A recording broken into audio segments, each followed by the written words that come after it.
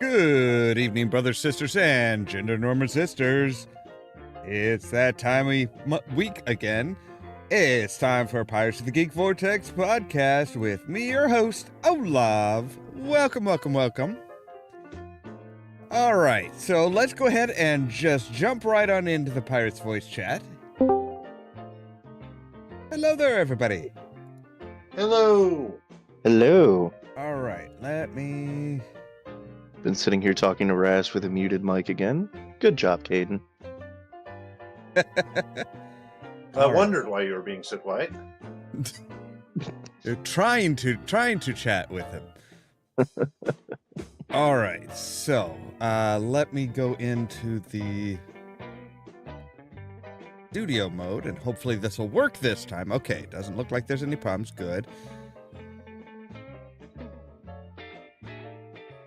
Now I got to get everything set up here.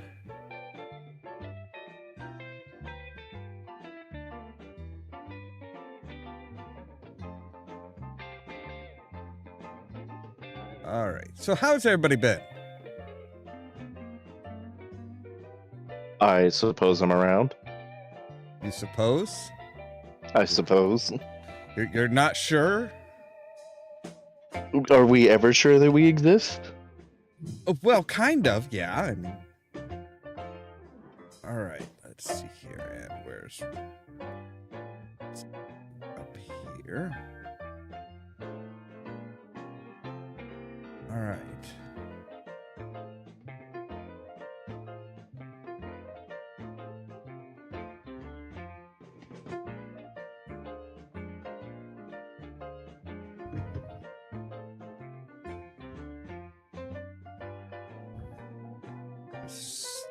So fiddly.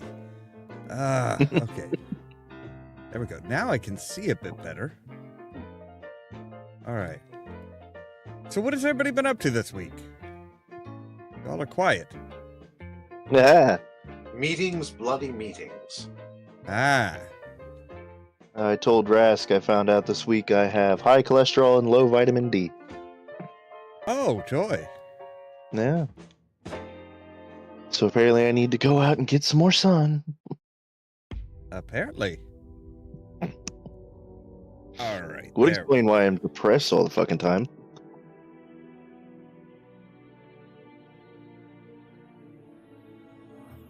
Turn his off since he's not here right now, and we'll say transition over, and there we go.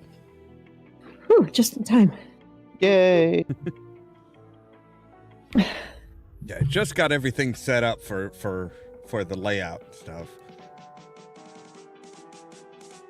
Still setting mine back up.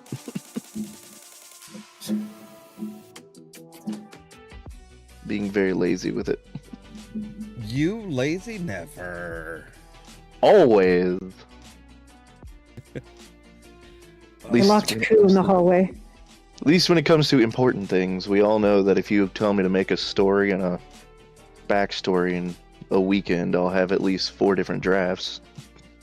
As long as there's no rush. I mean, if we say, hey, there's no rush, you'll have it done within a day or two. Mm-hmm. If it's anything, okay, this is kind of time sensitive, then it's like, wait, what? Yeah, I was like, yeah, no. Oh, that's supposed to be, I'm supposed to have that done in an hour? Oh. What deadlines? Oh, no. Today I suddenly I cleared out everything for the day, was trying to work on next Monday's stuff. And it was a giant amount of stuff for today. And that 4:10, I suddenly get an order due at 4:30. Sounds about right. And guy who wanted it didn't even make it till 5. Of course. All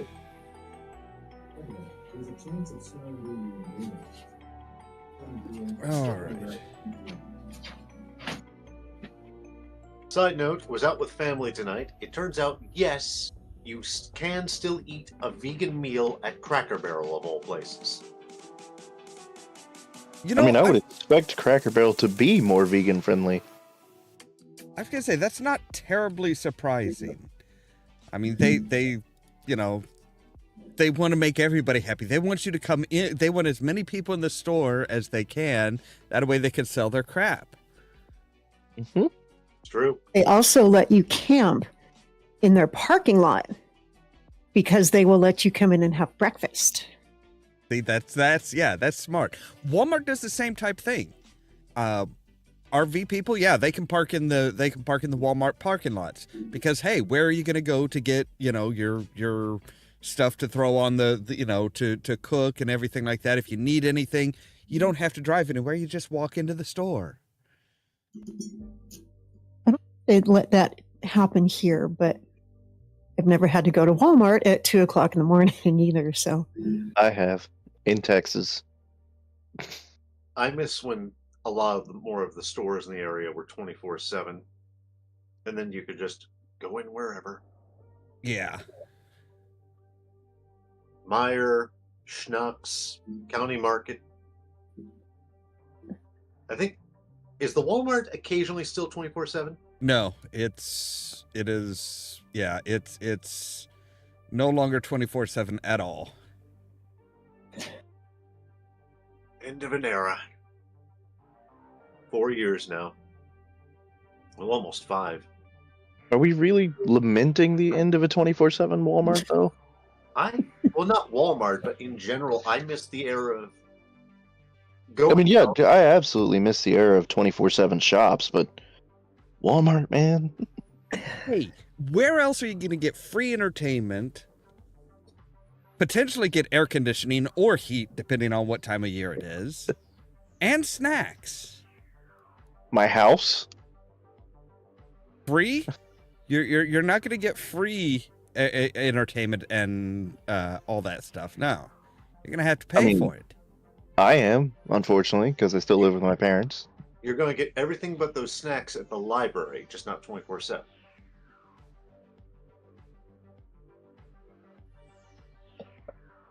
hair. Also, you could just go to Waffle House. No. I said free entertainment, not put your life in danger.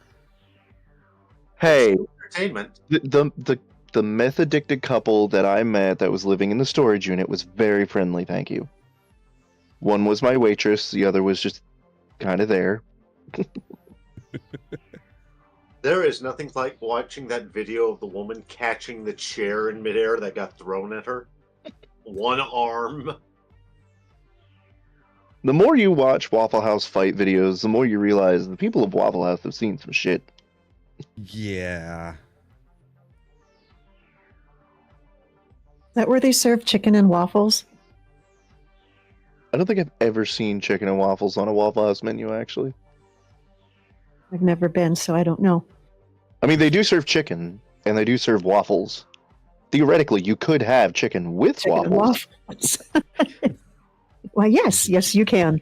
You don't see a lot of them in Florida, because I know I lived in Tampa for a bit, but oh my God, it's everywhere from between Illinois and Florida. They're everywhere there. Well, that's how we knew that the quarantine was getting bad, was when Waffle House is like, yeah, we're closing.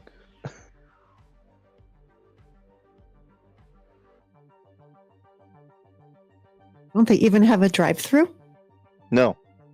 Waffle Houses are come in and sit down, and the joke is that they never close. Okay. Unless there's a hurricane, in which case they'll be open as quickly as possible, and the federal government actually takes its cues on where to concentrate help by where the Waffle Houses are opening and closing. I wish I was making that up, actually. Yeah, no. And that's why when they started closing for COVID, everyone was like, oh, shit, we're in an actual emergency. Yeah.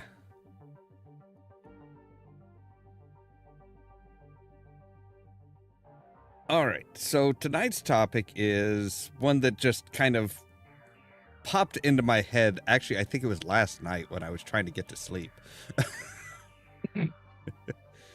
Was that not the ending you deserved? Well, kind of, maybe. But yeah, stories, movies, games, etc., where the characters get the ending, don't really deserve the ending that they get.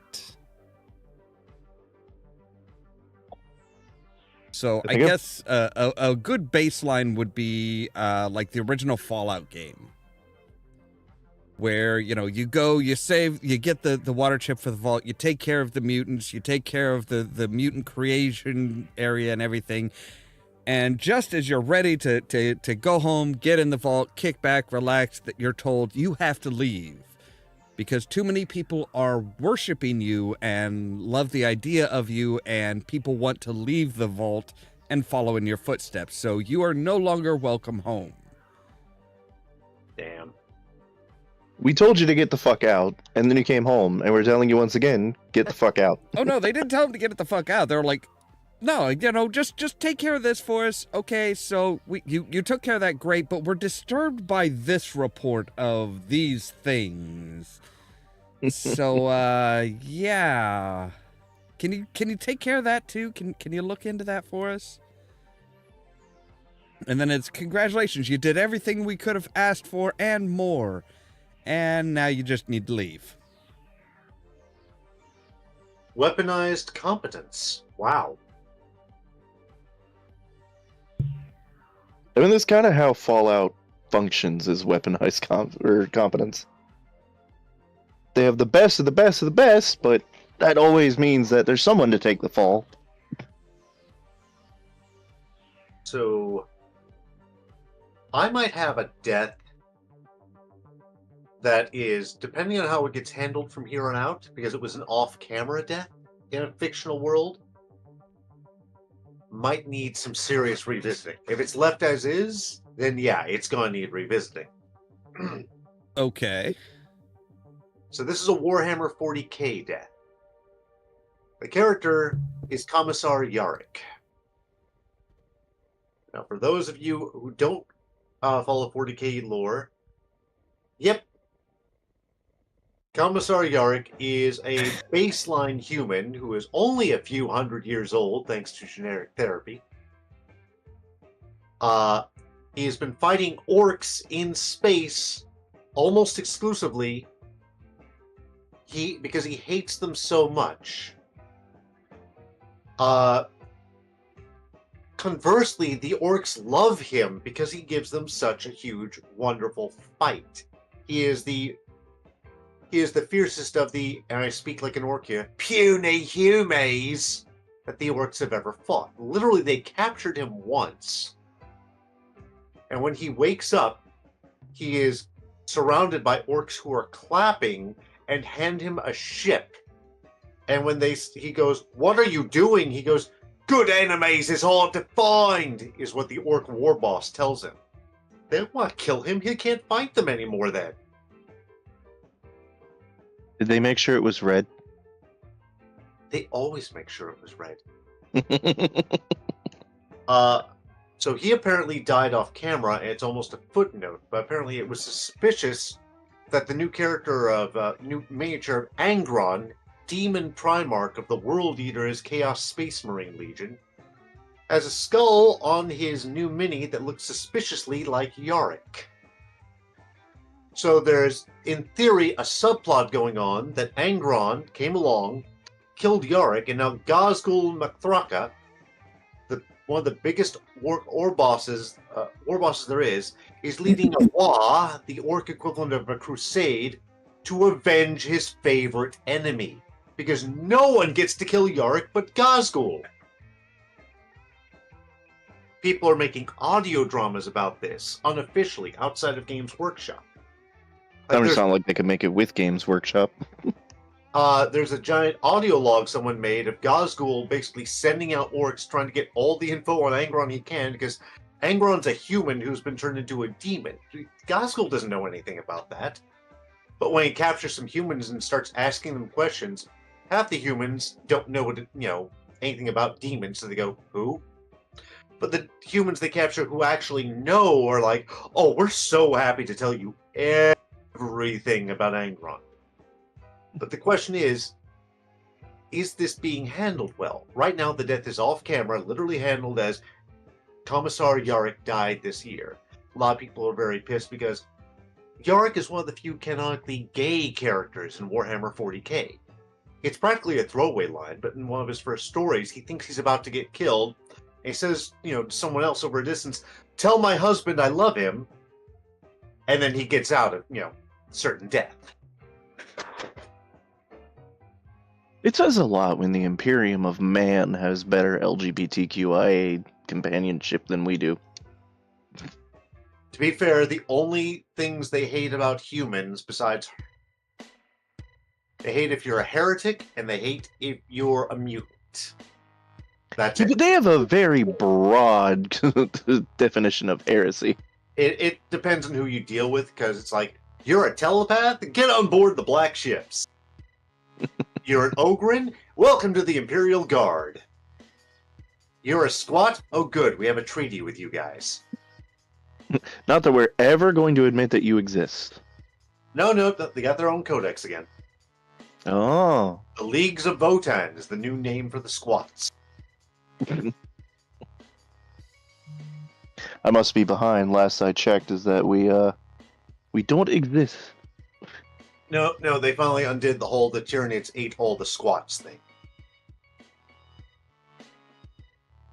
Other characters from 40k who deserve an honorable mention here include Rogel Dorn, who they've only ever found his hand. If the Emperor has a text-to-speech device, doesn't count, it's not canon. Yeah, I was going to say, if we're to believe the text-to-speech device, he's been hiding in plain sight. Father, you should know that a test tube is a horrible source of advice for a peer-reviewed research paper.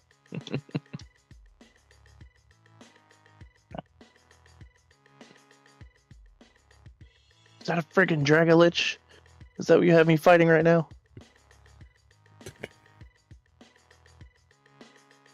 Gods, that show was over far too soon, but at least we have Hunter the Parent. Yes, well, Games Workshop. Yeah. So I've waxed poetic about Yarick and 40k related stuff long enough. Who else wants to go? I only came up with 2, technically 3 characters. And appropriately enough, 2 of them are from Fallout. Okay. Can you guess who I'm about to say? I mean, as you pointed out, Fallout is like, just pick a character. They probably end up worse off than they deserve. Well, I was technically wondering if this one counts, because I'm actually going with Nate and Nora.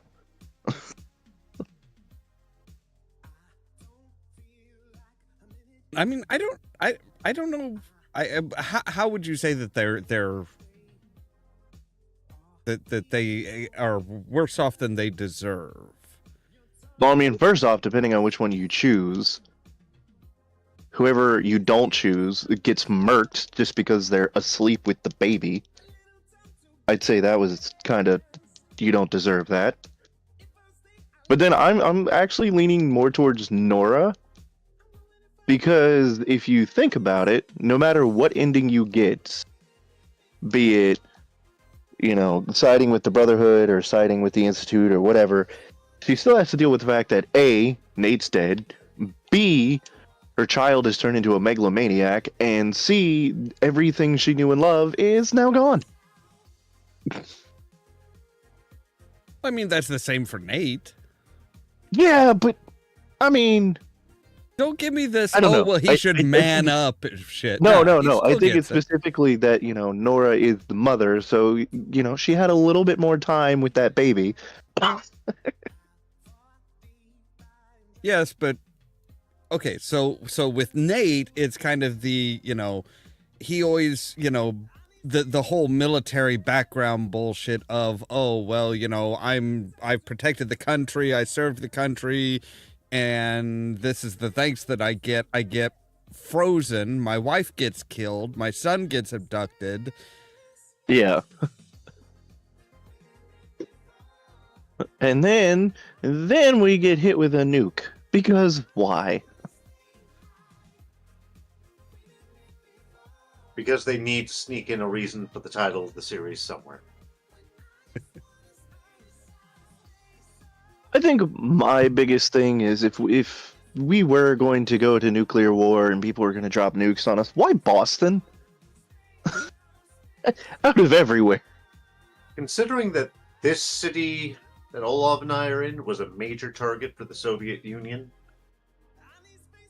Yeah, it's one of those things where Yeah. educational facilities in particular, yeah, that's a big they're going to be big targets. But for us, it was the Department of... we have nuclear engineering in this town, but I think it was our computer science program they wanted. That's literally the only thing that I can understand about why Boston would be, because MIT. That's a pretty good reason. I mean, it's not just about killing as many people as possible. It's also make sure that, you know, whoever manages to survive, if anybody manages to survive, they're not able to do anything after the fact. Yeah. All right, so Gamer says, yeah, he's not going to be able to join because he's leaving tomorrow afternoon for Christmas vacation and won't be back till the new year. Right. He's going to try and join the Friday night game night stream while visiting his family.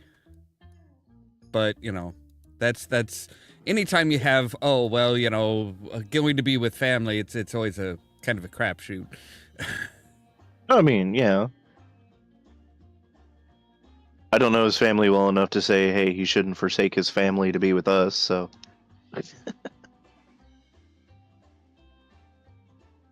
Now, I was thinking that maybe we'll do game night next week and then take 1 or 2 weeks off. Take the last week of the year and the last Friday of the year and the first Friday of next year off as kind of the season break. I think that's a good idea. Yeah, I could see a definite argument for that. I mean, Well, this is what we did last year, and it worked out pretty well. point. But I have another... Wait, Nikon, did you have a character? I'm all character. But ching. I have a shit ton of character, personally. Excuse me. I do. I have some characters. And these are going to be my speciality, but they're going to be tertiary characters in Mad Max Furiosa. And so I'm not sure if people are going to get or understand the character. My favorite character in the movie is Valkyrie. Raise your hand if you know who Valkyrie is. So, You know, I Valkyrie, what's up? You know, I still need to see all the movies except the original. But... Still do. So, yeah, Valkyrie is she's one of the 5 of the many mothers. And she was the one in the power tower. And that's when Max goes, that's bait. And she was the one that was standing up there, stark-ass naked, screaming. So, she got a quick death. She got a really quick death. She was run over by one of the cars. She was on her motorcycle with somebody else and got ran over. And that was way too soon and way too violent of a death. I feel that she could have told the story more about the many mothers and how each of the many mothers came into their story. Yeah, I'm really sad that she got a quick, painful death. How would you feel if she got her own spin-off movie as a prequel, similar to Black Widow? You know what? That would work. Because she could tell the story of the many mothers. Actually, Furiosa and Valkyrie were childhood friends. And that is where the Fury Road, the latest movie, comes into play, is her and Furiosa and Valkyrie. So yeah, I think that Valkyrie could come in and take that many mothers story and expound on that. Yes. Can I just say maybe we should have it? Maybe she should have her own prequel movie, but better than Black Widow. That might be a good. Just Black Widow was good for snark. For actually contributing to the story and explaining anything, not really. Okay, I like Black Widow for what it was then, which was an excuse for the character to be a badass here and there. I mean, does she really need an excuse? I mean, in the MCU, she kind of does. Yeah, she needs a playing field where she's not up against superpowered villain. Like, I'm not, unless it's in a one-on-one film, I'm not expecting her to take out the Hulk. Yeah, that's the thing. It's like when in most of the MCU, both Black Widow and Hawkeye were kind of overshadowed by everybody that actually had, like, you know, vastly superior tech or literal superpowers. Hawkeye lives a few miles from me. Hawkeye lives a few miles from me. So, And that was one of the things that I was glad to see with the Hawkeye series was they're just kind of like, okay, this is, you know, he is by no means ineffective. It's just he appears that way because he's surrounded by so many, so many people that literally have superpowers or, an endless supply of tech. It's partly who are your allies and partly who are your enemies. So that's why it was hilarious when Hawkeye got that wonderful shot in on Loki. Honestly, I prefer his line of, I'm a guy with a stick. And, okay, I have a character now. Olaf, I think you'll appreciate this one. Okay. Sarah Kingdom. I forget which season, but first Doctor era William Hartnell. Okay. She's the one who got aged to death in the corridor. Ah. Not exactly regular, but still a strong enough presence that when she died, it was just like, what was that?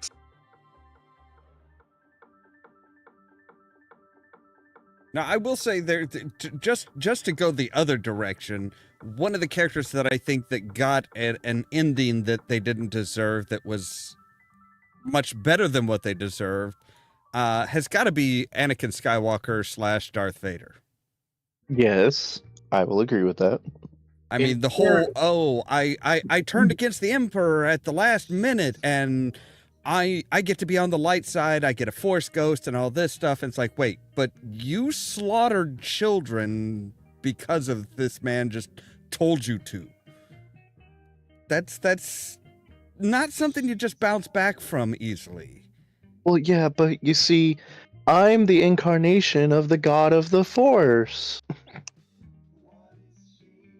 I just want to say that Darth Vader, as we knew him in the original trilogy, just got badly painted by Lucas's writing in the prequel trilogy. I think we could have just had such a more sympathetic character.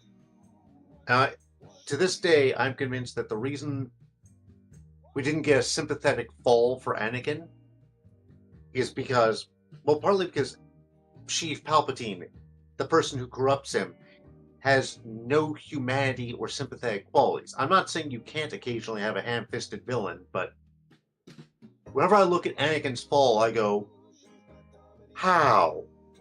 How?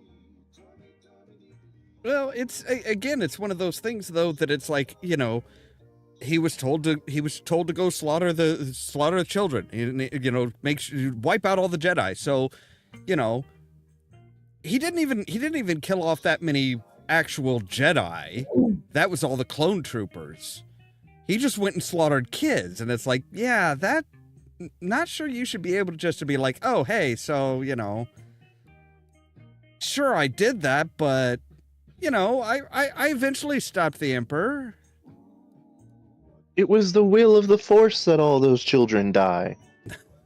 Careful, I've seen people make that argument and mean it, which was terrible. I know. And that's why I hate it. I just call the prequel series a lot of bad. I did not like the prequel trilogies at all. It was, yeah. I don't mind the special effects. And even I have to admit the pod race actually used more practical effects in that whole arena than people like to admit. But I've done a rewrite in my head of it that would make every character better, I think, but people don't like my one solution for how to start episode 1. I kill off Love, are you Qui-Gon, talking about like the original series? the one that starts with the Phantom Menace, not the one that we originally saw in 77 and 83. The prequels Oh. that came up in the 90s and kept Some going like- to 5. Is that really prequel? Okay. Just checking because I'm like, I have them on VHS and I will watch them right now to make sure. I love those. I love Star Wars. I love Empire Strikes Back. I love Return of the Jedi. And as I said, Star Wars and not A New Hope. But Phantom Menace, the thing I would have done, kill off Qui-Gon in the first 5 minutes. I wouldn't have killed off Qui-Gon, honestly. I would have killed off Anakin. Have Anakin. Yeah, but you can't. Have Anakin. Sure, I can. No, Have you Anakin- can't, because then you have no Vader. Have Anakin be much older and he's their pilot. He's far too old to become a Jedi, but it happens anyway. And that is more. Because I'm sorry, Anakin, as we got him, was still pretty damn young. Yeah. Make Jar Jar Binks much more sinister as a character. Let him be our Solo. Let him have his shoot's first moment. Oh, I thought you were going to go with the Darth Jar Jar theory. Oh, gods, no. But I love that theory because it's hilarious. That is such an awful theory. Then look with Chief Palpatine, give us some flashbacks. Let us see his family dying. See, Just a bit. That would be my thing with the idea of killing off Qui-Gon at the within the first 5 minutes. Why have the character in it? Character is in it for one reason. And it doesn't even have to be played by Liam Neeson unless Liam really wants a cameo.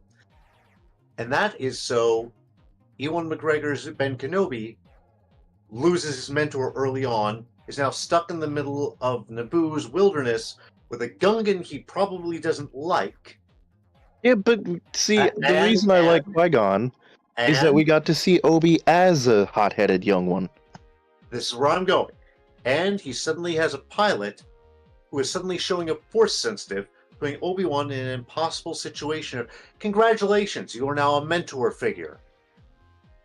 But see, that was one of the reasons why why Qui-Gon Jinn actually worked, is because he was the one that was, that he was the one that instilled in Obi-Wan that, hey, you can't just blindly follow things. You can't just blindly follow what the Jedi Order is saying. Jedi does not know everything. And we can get that stress by more arguments between Obi-Wan and any number of Jedi. I mean, Yoda and Mace Windu were the obvious two, but who's that one with the really tall head? You know who I'm talking about. Giant eyebrows. Yeah, I know who you're talking about. But my point is that, okay, well, if you're going to have that with anybody, why do you need to have, you don't need, you don't need Qui-Gon. You just need an unnamed Jedi. True. So why even bother with the name of the character or anything like that? I mean, that's a character that's just there to die right away to push something forward, and it's like, Yes. I'm fine with that. that's a waste of a character. It could be like Jedi Master A dies. Doesn't even need Liam Neeson. Doesn't even need star power now. Yeah, you wouldn't want to get Liam Neeson or anybody with a Hollywood name in the role. It'd be a complete waste of it'd be a complete waste of money at that point. Patrick Stewart in the first 5 minutes of Oblivion. Yes, but that's voice acting. I know. That's very different than having them on screen where, hey, you're going to pay probably, maybe $100,000 for 5 minutes of screen time. Lucas is good for it. Plus, Patrick agreed to be killed in the first 5 minutes. He probably thought it was more fun. Probably. All right, that's enough of me ranting on that. I don't even know where that one started. Black Widow. Thank you. I actually, now that I think about it, I think you kind of took it the other way there, Ras. Oh, yeah, okay, I know. You said Anakin got better than he... Right. Yeah, he got better than he deserved, and you're wanting to make it so that Qui-Gon gets much worse than he deserves. Only because I want to flesh out the original trilogy in a good way with a prequel that complements it rather than detracts from it. Well, then we should have just kept Qui-Gon and never killed him and never had Jar Jar. Yeah. I mean, that's the thing I always hated, was that Qui-Gon was a good character. Like I said, we got to see Obi-Wan as the hot-headed apprentice, and then out of nowhere, Qui-Gon dies, we time skip 10 years, and suddenly Obi-Wan's the calm, level-headed one. I was like, okay, who taught him this? The people that finished his training. The other people that influenced him when Qui-Gon was no longer there. Yeah, but that's a big part of Obi-Wan's backstory, is that he trained with them before, and he couldn't be influenced by them. That's why they gave him to Qui-Gon, because, like, all right, you've done the impossible before, have another one. Yeah, but, you have to remember who it was that finished his training. It was Yoda that finished his training. That's why he tells Luke to go and find the Jedi Master that trained him. That was his final the person who finished his training. So it's like, yeah, okay. Look, if anybody can deal with that shit, it's this guy. He straightened me the hell out. If anybody's gonna put up with your shit and make you go crazy with his own shit.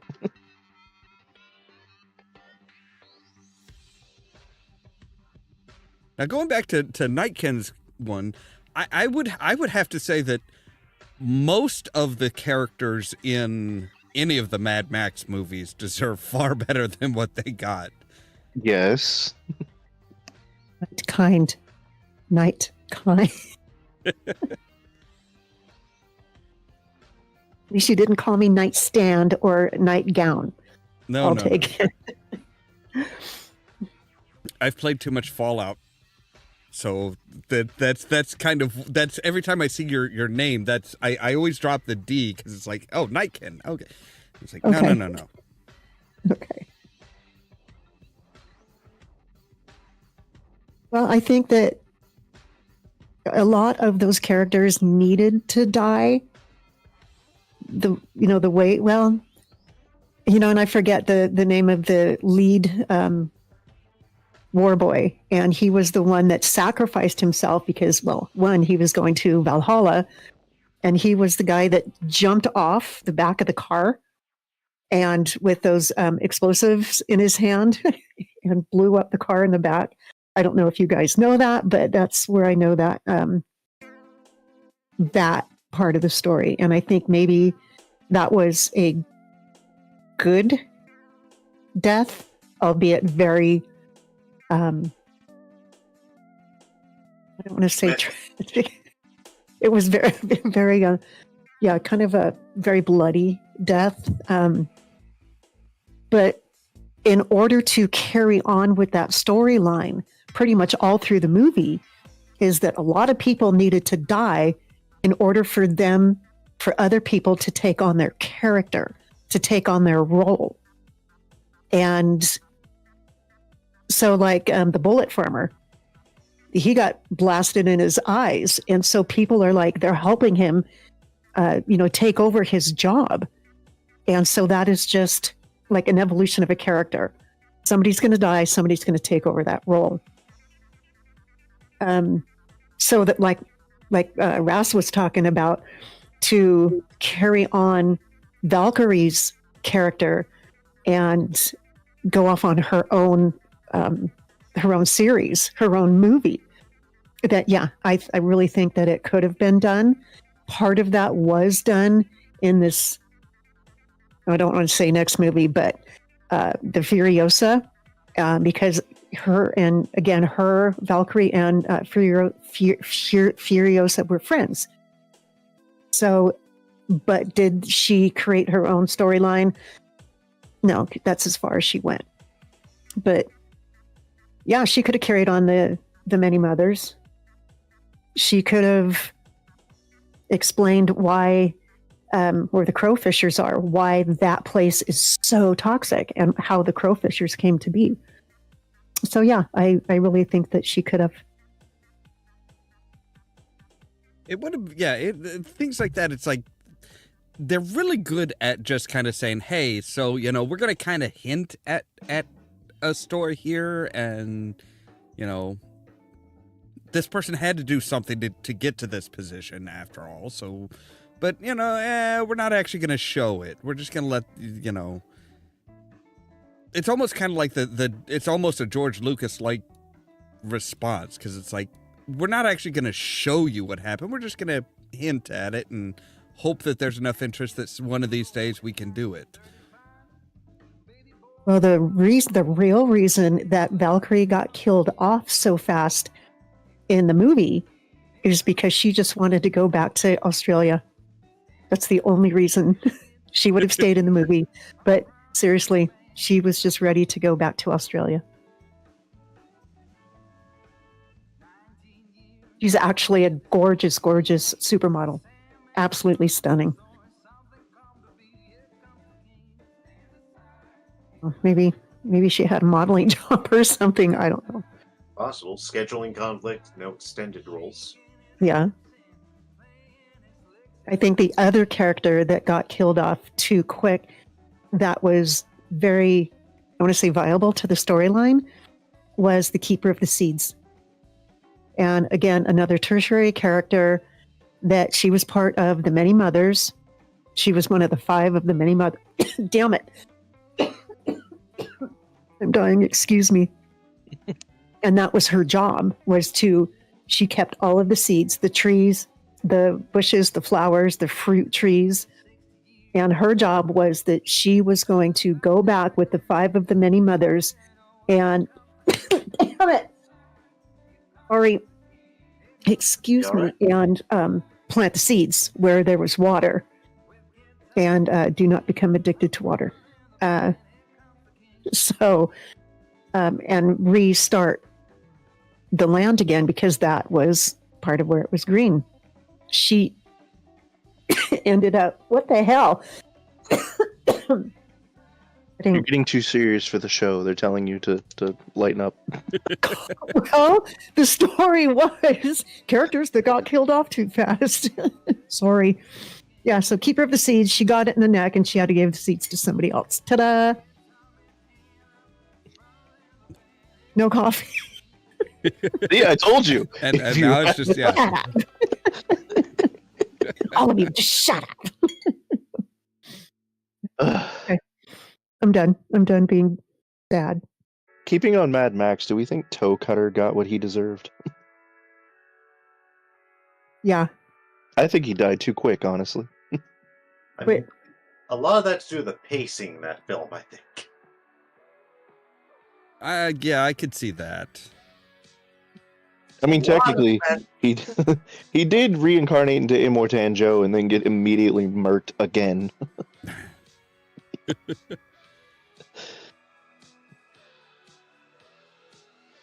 I have another one. This one's kind of a bitter one for a lot of people. Okay. Don't make it upsetting because you're going to start coughing. Gods that might have.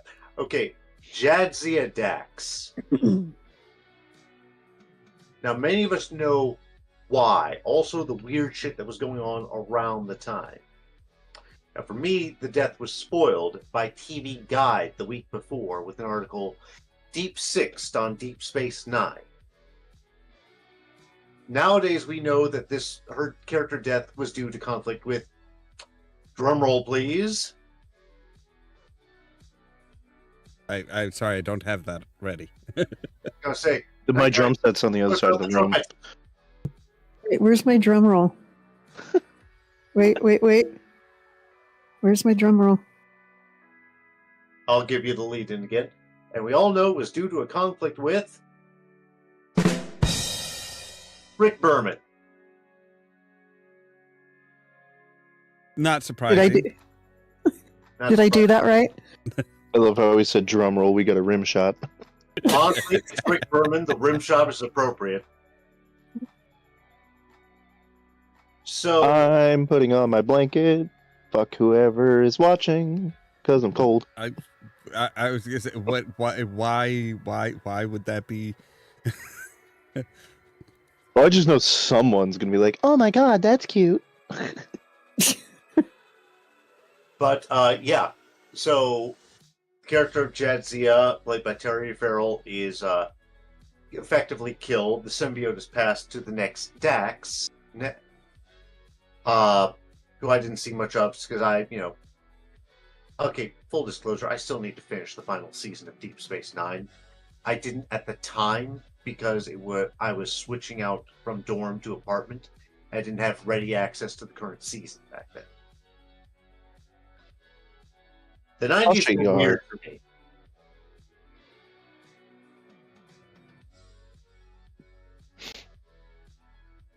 Tasha Yar definitely did not deserve what she got. Yes, Denise Crosby. I need to figure out if I'm related to her. Well, you know why Denise Crosby, why her character did get killed off. Not Berman this time, or Roddenberry. Basically, she thought she was going to have an easy shot at other items. It wasn't. TNG was not her first acting gig, and she had some promising roles starting, and it just didn't pan out. So after that, they gave her the was it Yesterday's Enterprise? The flashback. Yeah. So she got to play Yar again. They did Time Shenanigans, and then she got to play Yar's half-human, half-Romulan daughter, of course. So I think everyone on TNG agreed, yeah, that was abrupt. It may have been by Denise Crosby's request, but the character deserved more. Oh, hey. Gamers actually weighed in. Okay. He says the only character he can think of who died immediately was Bill from Last of Us. In the game, he had a lot of scenes with main characters, but in the game, they killed him off within 5 minutes of him being introduced. In the TV series, they introduced him as soon as he was introduced, was what he meant to type.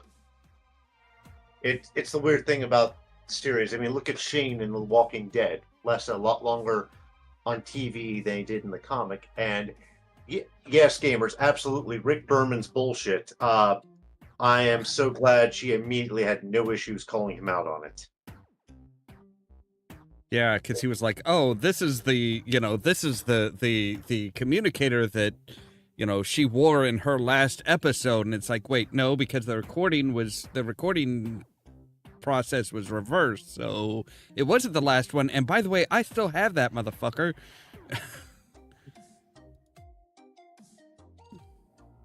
Remember, children, Star Trek may be feminist, but the people who make it are horrible. Well, no, the people everybody. Inherited, who kind of inherited the TNG are horrible. I need to catch more of Lower Decks because honestly, out of all the series right now, that one seems to be like. I don't have Paramount.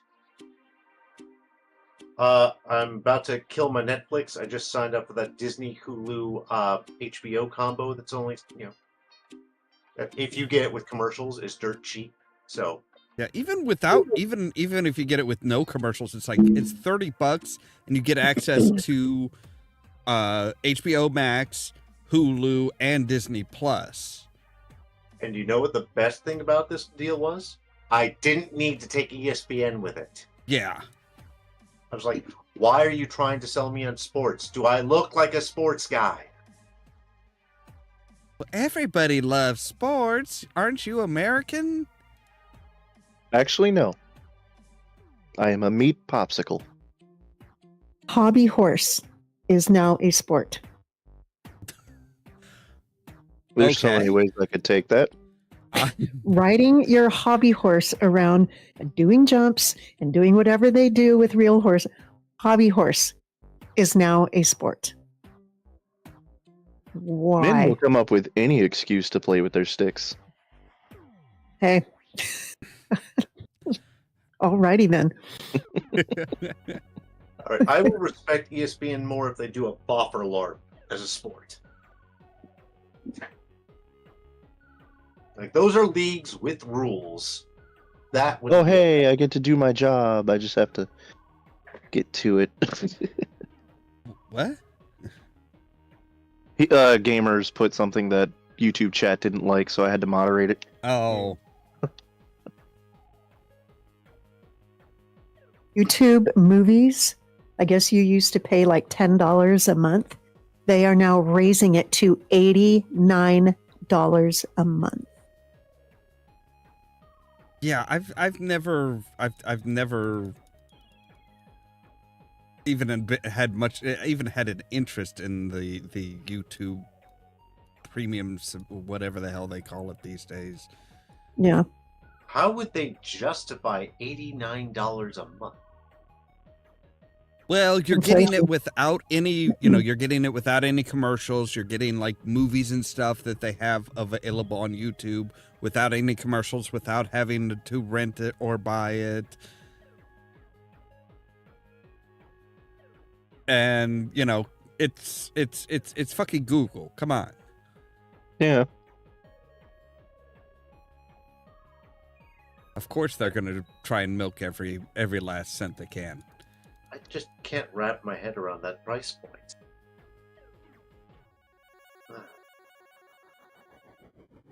Even with the YouTube music, it's like, no, 15 tops, let alone 89. Right. Yeah, there's a lot of shit like that going around lately where they're like, "Oh, hey, so yeah, we're gonna jack up our prices. We're gonna jack up our prices." That's what fascinated me when Disney Plus and Hulu announced their price change, because it actually dropped. It didn't drop by much. It only dropped by like a few, only dropped by like $2 or $3, but the price actually went down for anybody who was already subscribed to Hulu and Disney Plus. And for Netflix, though, it's like, not only did the price go up, but then you're getting commercials now. Yeah. So if you want to get rid of those, the price is even higher. Oh yeah, they've always been all about just, getting rid of features so that you're encouraged to increase your plan. They encouraged me right out of Netflix. Like, to get commercialless Netflix would cost, I think, more than my triple plan with commercial over here. Yep. Yeah, I think last I looked at Netflix, they're like, "Oh, hey, so no commercials, HD streaming, and being able to do it on multiple screens." It was like $27. I'm like, shit, for an extra $3, I can get Hulu, HBO, and Disney Plus. Why would I stick with you? You guys don't even have that good of shit. Because we're Netflix. We're the original. They had a few things. I mean, I like some of their streams. Like, there's an anime, Uncle from Another World, that is honestly good. Some of the anime sucks. Like, they did a Ranma 1/2 remake recently, and I just could not get into it. And I watched the original back in the 90s when it was made in the 80s. But Yeah, but see that's why the remakes sucked. It's because the originals were made in the 80s and the 90s, back when nobody gave a shit about anime, so you could do whatever you wanted. Well, that's the thing. They're practically just doing the original anime shot for shot. It's like, what's the point? Just put on the original. Because check out these graphics that we didn't bother to overhaul at all. Yeah, they didn't. It's the like. Don't get me wrong. I'm glad Takahashi Rumiko still has work. I love her stuff, but it's like, I don't know what the point of this was. I kind of get it with the Gerase Yatsura remake, but not so much this. Then there's, kind of think of it. Most of what I like on Netflix is animation. Now, Nightgun and I recently watched Sandman, and yeah, I liked it. What are your thoughts, Nightgun? On Sandman? Yeah, on that version of it. The version we watched wasn't cartoon. No, I'm saying most of, not everything though. Like Sandman's my exception. For animation? No. For stuff on Netflix, I watch. Like most of what I watch is animated. That obviously wasn't, except for one episode, the Cats episode. I didn't click on anything that you had as far as anime because it had the word porn in front of it. So hardcore porn. I'm not gonna click on that. Thanks. Hot streaming action. No credit card leaves unscarred. For $19.95 a minute, yes, you can get. So Remember, children, back in the day when you wanted your porn, you had to dial 1-900 and then scam your parents' credit card. and say that you're 18 years old or older. And pretend you were talking to Santa. Other good things. I might finish the He-Man continuation before I drop it real quick. Because I actually kind of started to like that towards the end of the first season. Other things, the new She-Ra, which was a completely different continuity. Honestly, I loved it so much more than the original. And then there's stuff like Inside Job that was just so brutally unfairly axed. Now I have to address something there, Caden. I have to address something there. What? There was a 1-900 number. I know there was. Santa, I was waiting for the appropriate moment to reveal that. Yeah, pretend you're... No. Even Santa was in on this shit. Like, oh yeah, pay me, kids. No, that's the point, is they'd get the phone bill, they'd see the 1-900 number, they'd be like, what was this? You're like, it's Santa, remember? We saw the commercial on the TV. I hope to God you don't remember the actual fucking number. It's like, but this says... Until they call it. Yeah, it's like, oh, but it's July. Why were you calling Santa in July? Early. I really wanted to make sure he got my Christmas list. Everything had to... Freddy Krueger had a 900 number. Yeah, but Freddy Krueger having a 900 number makes sense. If there's any creepy motherfucker that has a 900 number, it's going to be Freddy Krueger. I'm stopping the joke there. I could easily make it worse, but I'm not gonna. The Fresh Prince of Bel-Air had a 900 number. That one I know I'm not joking about. Why? Why do you know this? Why? Because he called it. Watching TV and the same commercial played over and over and over again. You just know he called it once out of curiosity. Crap. Mom, Mom, can I have your credit card? Hey, Mama. Mom,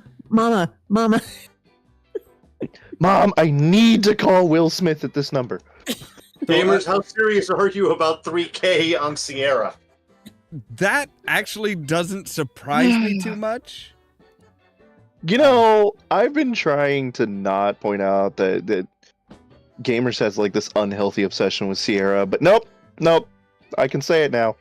You racked up 3K on a fucking hint line. Join the Nintendo Fun Club, Mac. There we go. I had to flip. I had to flip Rass's camera around. You keep leaning to one side there, Rass, and you were basically hiding behind me. We might need to zoom out on my camera a bit, I think, because I do tend to lean Yeah. Yeah, he's one of the most annoying ones every time I have to adjust my camera. See, And it was normally it just needs a flip, a horizontal flip. It was like, Rask, I just got you right, and now you're hiding again. Stop it. Well, the other thing with mine is you've got an olive here, and depending on which of my shoulders she might suddenly perch on, that can control. There he goes again, blaming the dog for his own shortcomings. Exactly. Just no. I can blame her when I fart. I can blame her for camera angles, and that's how I'm sticking. You helped fund Sierra with that money. Yes, you did. And what did they do with it?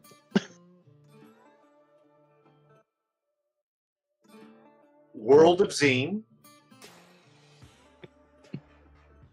Phantasmagoria. I'm gonna ask again. What did they do with that money? I mean, back at the time when he was probably when he was paid for it, no, they made some pretty good games. This was before they went to shit. I mean, he just said he was a kid. What are we quantifying as kid? 17 and a half. I was about to say, as far as we know, he could be like, I was, 25.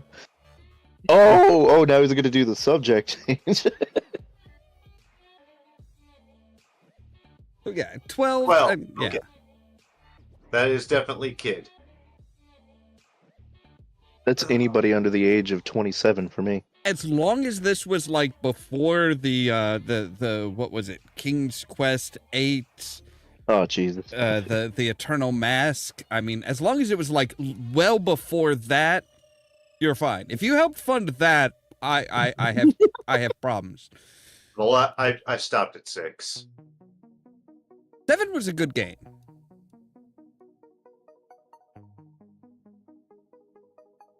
King's Quest 7 was a good game. King's Quest 8, the Eternal Mask was just no. Mask of Eternity, yeah. Loading times were horrid. It was a first-person it was a third-person action game, which nobody's expecting that from King's Quest. All right, I got another one for you. Okay. Okay, I brought this up in chat before the episode. Got 2 in mind that leapt, and one of them is going to be real obvious. Jason Todd. I know this one, a lot of people cheered when he died, and even voted for it. I was going to say, yeah. I was about to say, that's why they cheered, is because they voted for it. I was going to say, yeah, they took a poll, and people said, kill this motherfucker. And DC obliged, and so Joker bludgeoned him with a crowbar, and his own mother got him blown up. So it was one hell of a death. Yeah, I'm still wondering which death of Jason's you count as canon. I'm just going with that one in the 80s. Okay, the original, good. Ugh. I'm just counting the poll death. Death by popularity or lack thereof. Well, no, I mean, they're all technically that death, but, as DC decided, hey, we need edgier, and we need something that's pushing the envelope, they like to modify that death to include shit, and I was like, that doesn't fit. And that's why when under the Red Hood, they went with Joker doing that soliloquy of, ooh, maybe you can get a shot at me with bats, and then me with you, and then you with the crowbar. So at least that got callbacks in one medium or another. I mean, I sent you guys that short film I found a while back where they had the Joker and Batman, and he was talking about Jason's death. I was like, of all Jason's deaths that we could have gone with, did we really have to go with the one that made Joker a creepy-ass sex offender?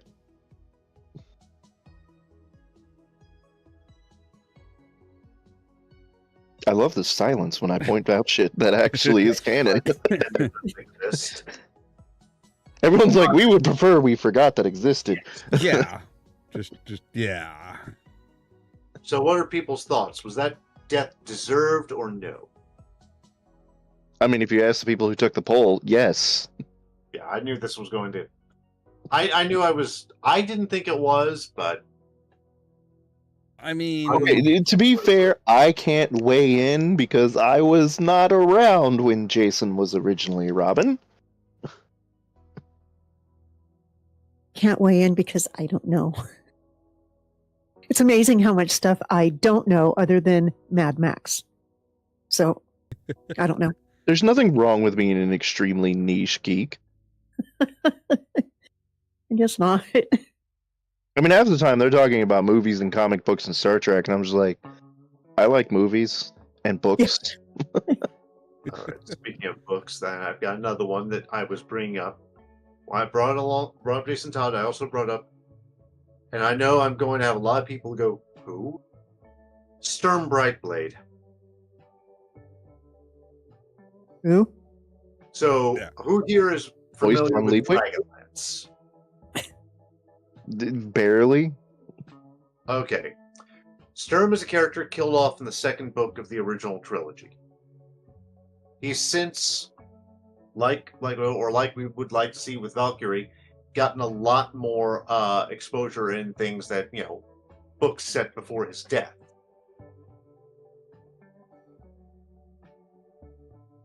It makes me think of other Dragonlance figures who got killed off kind of unceremoniously. The character of Laurelin Thalassa. Killed off when the dragon she slayed fell on her. well, that's just poor planning. I was about to say, I just feel like that's hilarious. Tasselhoff Burfoot, accidentally stepped on by the god of chaos. Sounds pretty fitting. Okay, yes. Also, he technically got out of that. It's a good thing it was Dragonlance and not 4K or 40K. Otherwise, it'd be like, you were stepped on by Slanesh? Do you know how many people has that as a dream? Oh, gods. Lucius would be right there cracking jokes. Speaking of which, side note, if anybody in this audience ends up playing 14 with me and Rask, and we go into the Shiva fight, and you make the step on me mommy joke, I will fucking shank you. He will, and I will clap. Not just shank you, I will fucking shank you. What happened to the whole we don't kink shame here? It's not a matter of king shaming, it's a matter of I cannot go into that boss fight without hearing it anymore. I was playing with a group of randos, literally no one I know. And there was one guy, his account was not even a week old. It was like 4 days old. Somehow he had managed to get to that point. And then he did it. So she has an attack where she's like circling around the whole thing, and then she'll land on a random point in the stage. Landed on him, and he's like, yeah, step on me, mommy. And I'm like, I want to kill him. Unfortunately, he was the healer. You don't need a healer if you're good. I mean, We didn't need a healer at that point because she was already like 3/4 of the way gone. Oh, this is the fight where at the 50% mark, they go from a semi-dramatic music to Japanese indie rock. So, Yeah. Also, we had a tank dare to tell us how to do our jobs. Hmm. It was wonderful because we had me as a DPS, another person who is a mentor in the game, which is marked on his profile as a DPS, my sister, who was also a mentor, as the tank. Or no, she was the healer. And then the tank sat there, and keep in mind, she's healing fine. Her mana's like not burned or anything. The tank out of nowhere is like, did you know that if you put up these 3 abilities, that you can cast and heal everybody without having mana burn? Like, we just took the opportunity. We decided to be dicks. It was like, did you know that the tank doesn't get a fucking backstab bonus, so you should stand in front of the boss and let me hit them from behind because I play a thief? You jackass.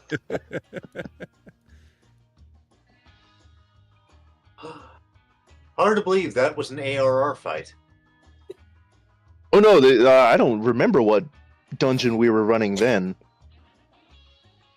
But it was horrible. She's a single. She's a standalone boss. Yeah, I know, but that wasn't the one where the tank was being a jackass, thank God. The tank was being a jackass in a dungeon run, and I was like, oh dear God, we're gonna have to put up with this for the rest of the dungeon. So for the rest of the dungeon, we were just being dicks. At one point, I was like, hey, did you know that you could target an enemy and hit them exclusively? The crazy thing about, all right, we like to in the MMO world say that all the toxic players are over in WoW or maybe a few in SOTOR, but let's face it, there are definitely some in FF. That's because they came over from WoW. Some of them are that kind of tank, and some of them are stuck in Gridania in a cover band doing Neon Genesis Evangelion the 15th time. I'm sure someone feels called out. People of the game, bard groups of the game, play a different anime. I loved Evangelion when it came out too, but it was the 90s. Yeah, but they're doing Castlevania covers, please. for some people the 90s were just a few years ago. They just they refuse to admit that way too many people refuse to admit that like time is linear. I grew up in the 90s. The 90s may have been my quote-unquote best days, but I don't really miss them. I miss being ignorant of the world so that I could be happy because I was pretending that absolutely nothing was wrong, but I don't miss a lot of the 90s. I mean, I grew up through a good chunk of the 80s. I was still conscious. I don't remember Carter being president, but I do remember the early days of Reagan. And I remember the music was better back then. We all think the music was better in our respective generation. I think there might be scientific fact for the 80s. I mean, the 80s had some badass music, don't get me wrong. And at least I didn't have to constantly hear Zombie on the radio. Or Vertical Horizon. Or Matchbox 20. Or Oasis. Sugar Ray. Fuck the 90s. The 90s gave us some good things, like Daria. But the 90s also gave us very bad things, like the belief that you can be a server slacker and still make $1 million CEO for absolutely no reason. We'll blame Carrot Top for that. I mean, the hilarious part was, he's not even the one that codified that, he's just the one that made it so annoying we couldn't ignore it.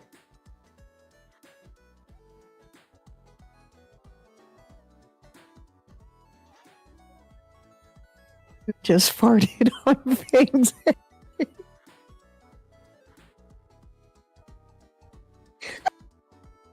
So do dogs blame the humans? Dogs have no shame. All right. I say, knowing some of What? knowing some of the stuff that they will roll in order to get that smell. Yeah, I Knowing that some of the stuff they'll eat just because it doesn't outmaneuver them. I had a dog eat poo straight from the factory. Yep, sounds about right. But hi guys, I am a dog lover, but I also have 12 cats, so take that as you will. All right. I just thought of a Vampire the Masquerade character who died pretty sadly. What is every Vampire the Masquerade character? No, some have epic deaths. Some. Like, Anatole literally destroyed himself by using all of his blood to paint a prophecy on a cave wall.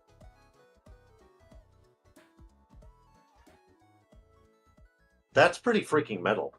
Yeah. And this, I can't believe, I remember the character, I'm having trouble remembering his name. So, hold on.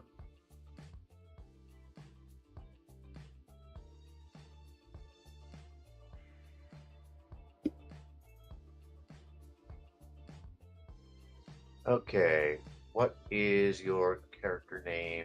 God. I feel like we're in that meme video with the kid and the kazoo. Wait a minute. Who are you? So this was a particularly famous, famous because how many people remember this stuff, but a particular signature character, especially during the days of 3rd edition. And he's had such a bad death at the hands of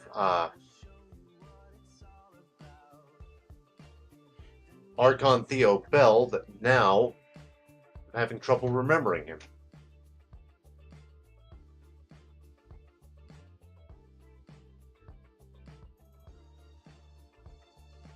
And this is where I have to ask myself, how many people here actually follow Vampire the Masquerade? Not I. Really? Yeah. Jan Pieterzoon. Like I said, there's nothing wrong with being a niche nerd. It didn't used to be niche. I mean, I remember having close to, or sometimes over 100 players on campus in one building for a LARP. I LARPed from 1998 in that game to 2002. I'm also going to point out that one of your best achievements that you keep talking about on stream is when you put Masquerade and 3E together. I'd call that a niche nerd. Yeah. I'm going. That's me trying to combine my nerddoms. Keep in mind, I'm also, periodically trying. What to did do we learn things from that- Ghostbusters? You never cross the stream. What did we learn from GURPS? Maximize profitability.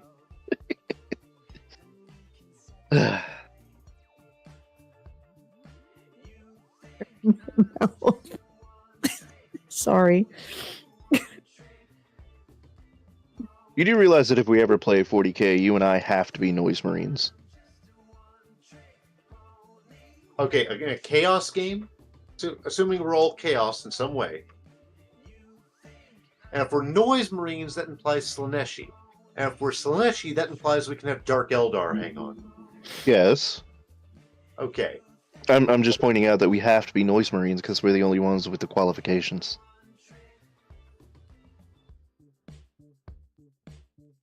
I'm pretty sure I want to play Homunculus.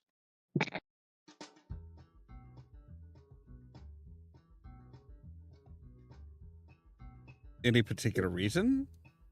In Dark Eldar, Homunculus has got a very different... A Homunculus for the Dark Eldar is like a Zimiche in Vampire the Masquerade. Which we just said we know nothing about. Yep, I'm screwed here. Okay. I vaguely remember the Zimiche, but I don't know how to put them into words. You're playing a Space Elf Cenobite. Oh, right, yeah, because they experience ecstasy through pain. Especially since they do it to ward off She Who Thirsts for the Dark Eldar. Or I'll just say the Drukhari. Which means they might be one of the few willing audiences the Noise Marines would get.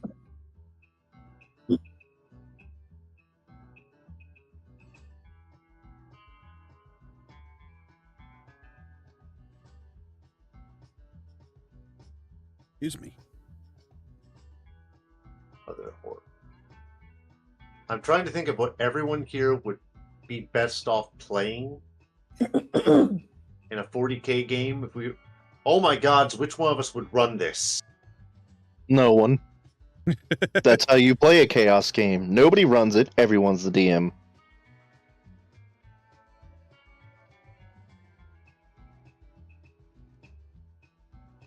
I don't playing- that's one of those issues. I could see one of that being one of those issues, especially with this group, as it's like we would get nowhere. Okay, look, I'm salty, okay, because I just left another roleplay sim this week.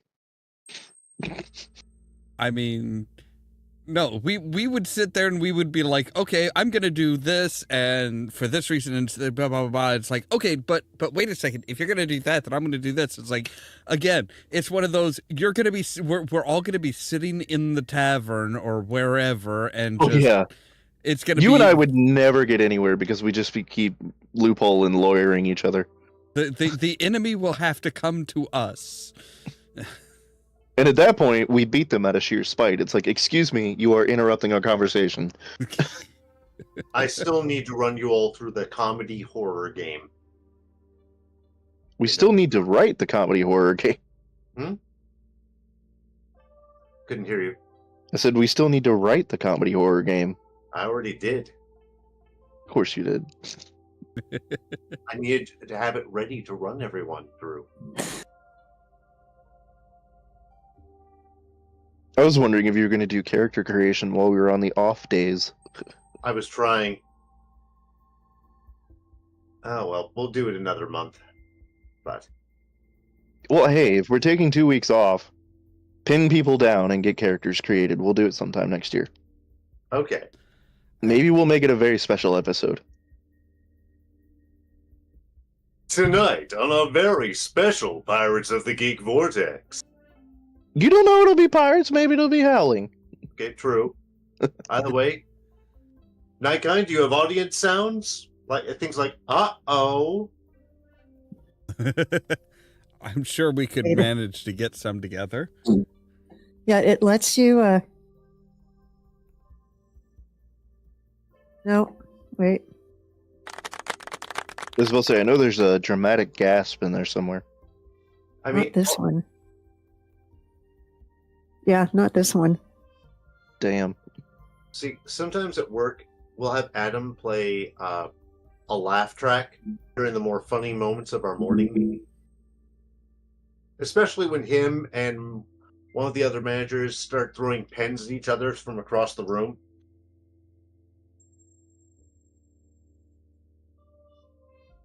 Do I have a normal office? Of course not. We literally put notes into the office by shooting paper planes into the ceiling tiles.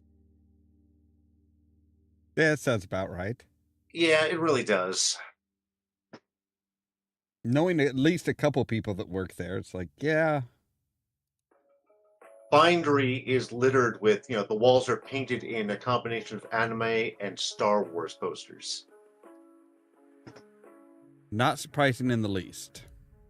And I'm an anime guy, but all my anime knowledge is like decades back.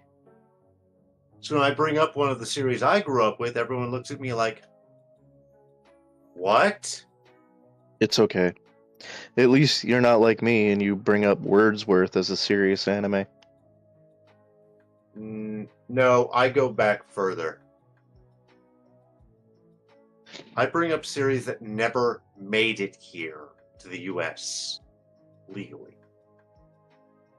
Well, that's not fair because if you're thinking of stuff that never made it here to the US, now nobody knows what you're talking about. Unless they're also going around finding series that never made it here legally. Yeah, I'm screwed. Oh, okay.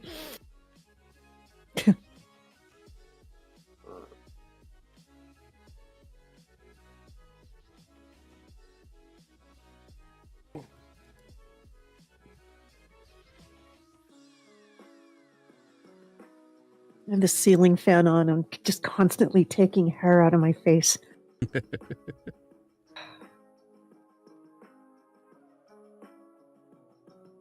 Figure wearing a hat would help. Evidently not.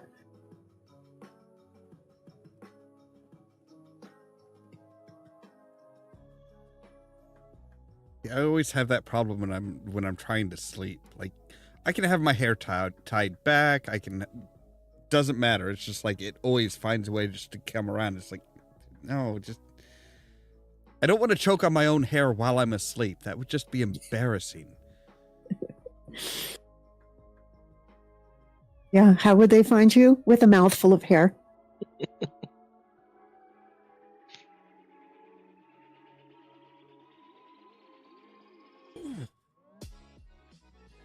So why does Mufasa have to die so soon? Because he's James Earl Jones and he costs too much. Like who Kwan or whatever. Like Liam Neeson. Look, everyone's going with the Liam Neeson is such a badass, but I remember Liam Neeson in a little movie called High Spirits, where his entire character was that he stank and he had a huge dick. 2 other movies. Is that number 1-900 what? Let's not forget Liam Neeson's other 2 movies that tend to get overlooked.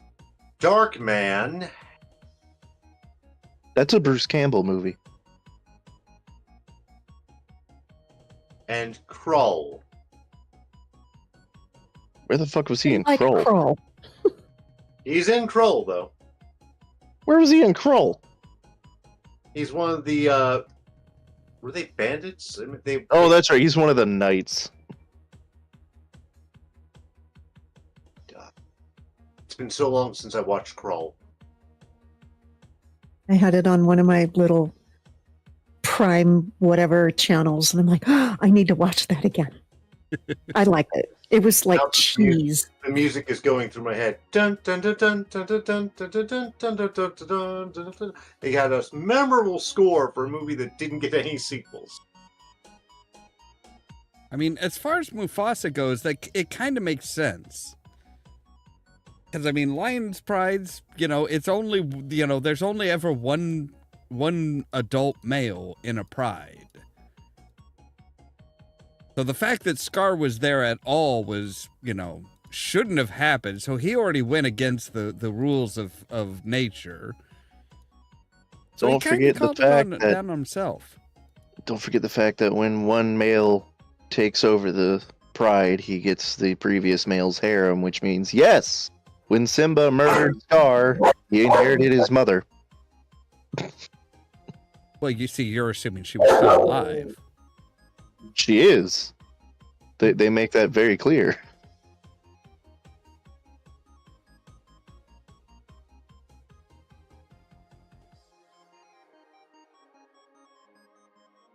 Disney is disgusting when you really think about it.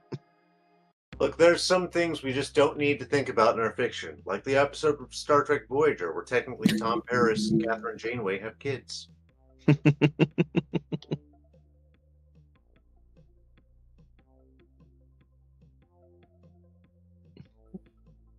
Audience, take all the time with that you need.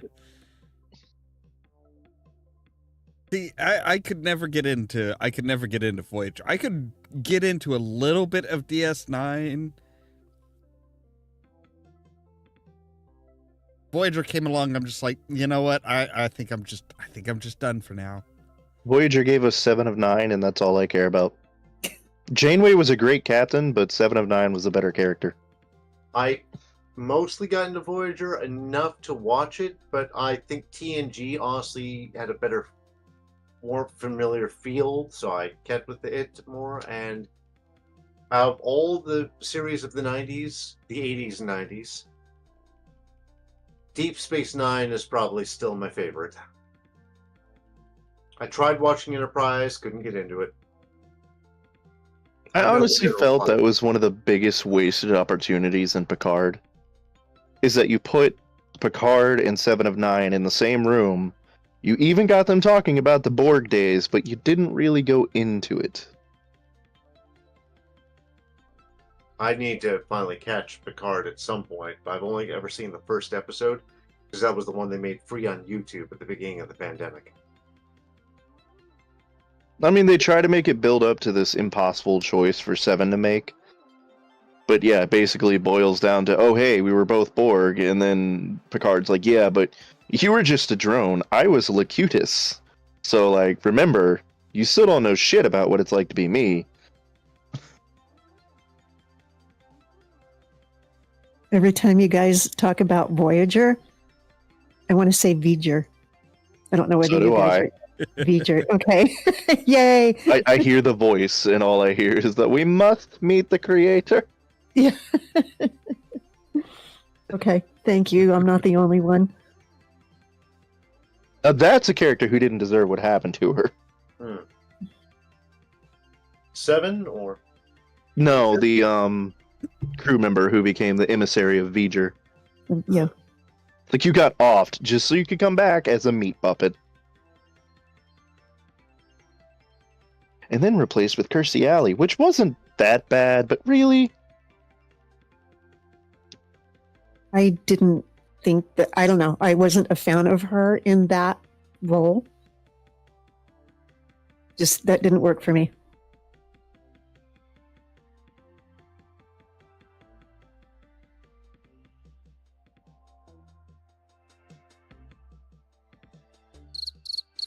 trying to think of others.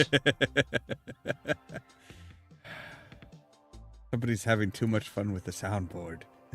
Hey, at least somebody is having fun with the soundboard. I'm like, I don't like this. And everybody's like, No, that just happens here sometimes. We'll say something and then it's absolute silence. And sometimes I have to interpret it. I'm like, did I say something bad or are we all just kind of waiting? well, that's what I thought. I thought, ooh, unpopular opinion here. No, it's very rarely that it's an unpopular opinion. It's just one of those things that just happens. Yeah. Usually if it's an unpopular opinion, we just go after each other's throats. Yeah, if it's an if it's an unpopular opinion, we will let you know that we think it's unpopular and why. We are very much that you are wrong. Fair. Thank you very much. I don't think it's so much that you're wrong, that we're, you're wrong. It's more, we very much disagree, and here's why. Or I get to put crickets on. I mean, how many nights did people think that you and I were arguing and we're like, no, we're not arguing. We're actually having a very nice conversation. But you guys are screaming into your mics. Yes, that's called emphasis. Yeah. We're passionate about what we're talking about. Exactly. Trying to think of any other characters who really got a raw deal on death.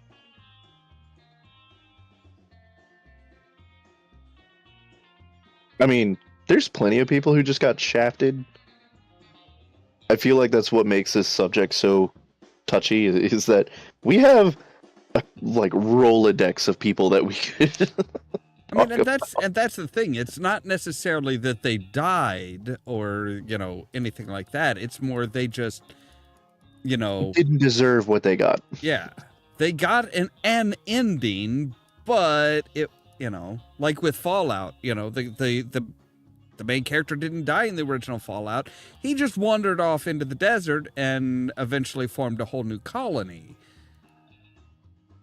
I've got 2 for Did you. Fallout as a franchise deserve the ending it got? Olaf, I've got 2 for you that are technically the same character. I just remembered. Okay. Doctors 6 and 10. No, are you specifying 10, or do you also mean 14? 10, not 14. I hate that I have to say that. Also, I haven't gotten past Capaldi's last season yet. So wait. So are you talking 10, or are you talking 10 and 11? I'm talking Tennant as he becomes Smith, and Baker as he becomes McCoy. Okay. I mean, I don't know. With Baker's ending, we know why. Well, we know why outside of the show, but within canon of the show, he literally talked to his next regeneration and was like, "Okay, cool. I know what's gonna happen. Cool. I'm okay with this."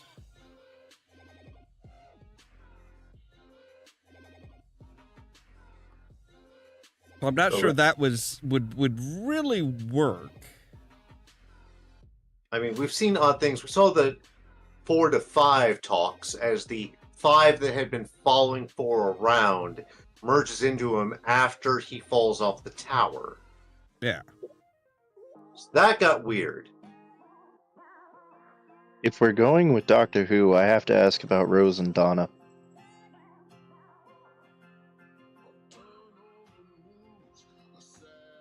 Well, I haven't seen the new Donna episodes. I'm just going to say that. I was gonna say, depending on when you're looking at Donna, yeah, she kind of got shafted. Yes. It's not death, but it's... But, yeah.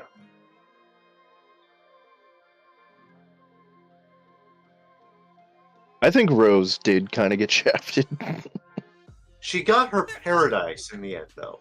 Yeah, I was gonna say she did get her doctor, or a doctor of her own. True. And a whole world where both her parents are alive. Also true.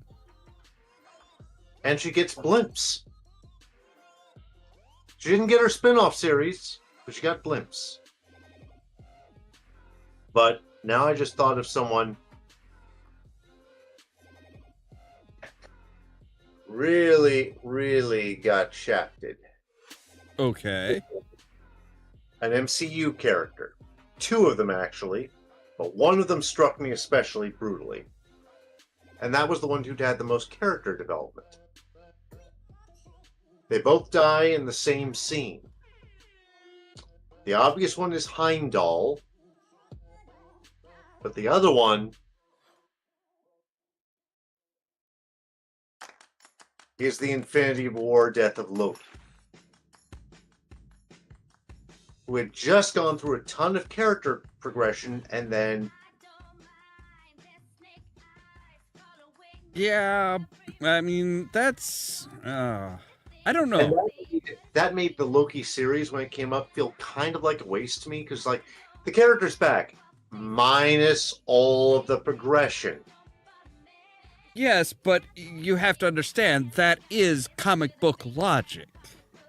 I get that.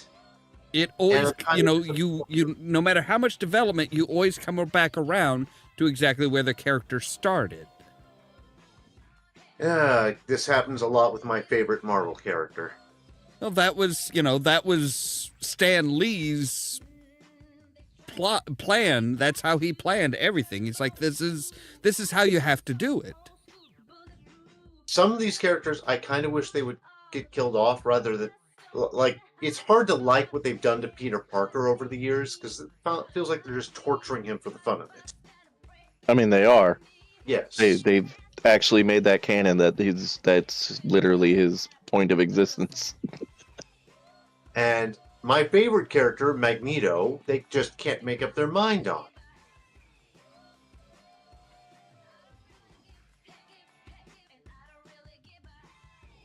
And to those of you in the audience, yeah, Magneto in the comics is very different than what he is in the movies.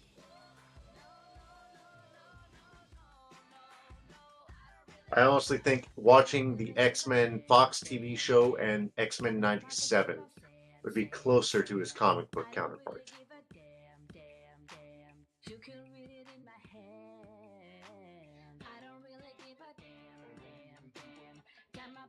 Especially given number of heel turns. See, I think one of the big things with the Loki series in particular, it's like they kind of, yeah, they really did go with the, oh, hey, so, we're going to erase that progression, but it was kind of needed. Because how else are you going to prevent him from just being like, you know what? Fuck the TVA, fuck all this shit. I'm just going back to my reality where I died, and I'm just going to go back to life. Fuck you. I don't care about Sylvie. I don't care about any of this stuff. I don't care about, allowing the multiverse to thrive. I don't care about any of that shit.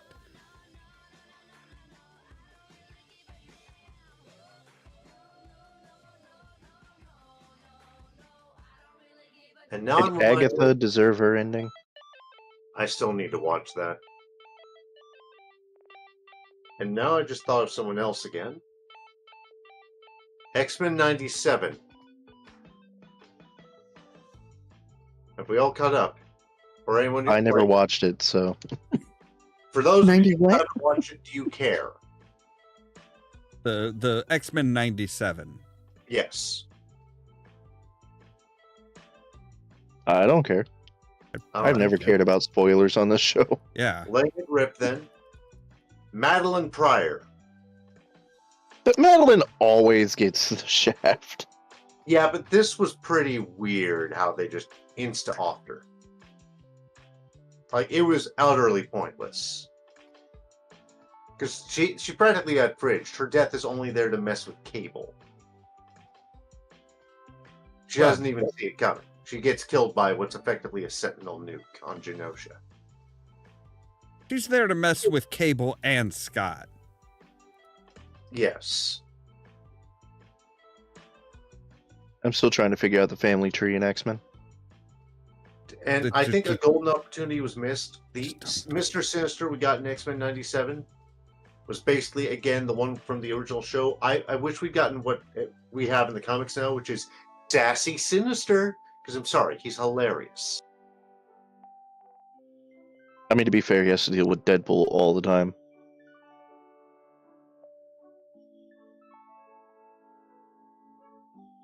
I mean, there is a certain point where you have to, you know, you can't have a villain be too hilarious in, you know, especially when you're talking about, hey, this is your main villain. Yeah. Kind of like, I mean, you make them too goofy, they lose all credibility. You make them too serious, no one wants to read them. well, I mean, as far as in, you know, in a cartoon TV show or something like that, it's like, you know, yeah, if he's gonna be your main villain, you have to have him serious. You can't just be like, oh, hey, he's hilarious. It's like, yeah, most people are just gonna be like, all right, why the fuck is anybody afraid of this asshole?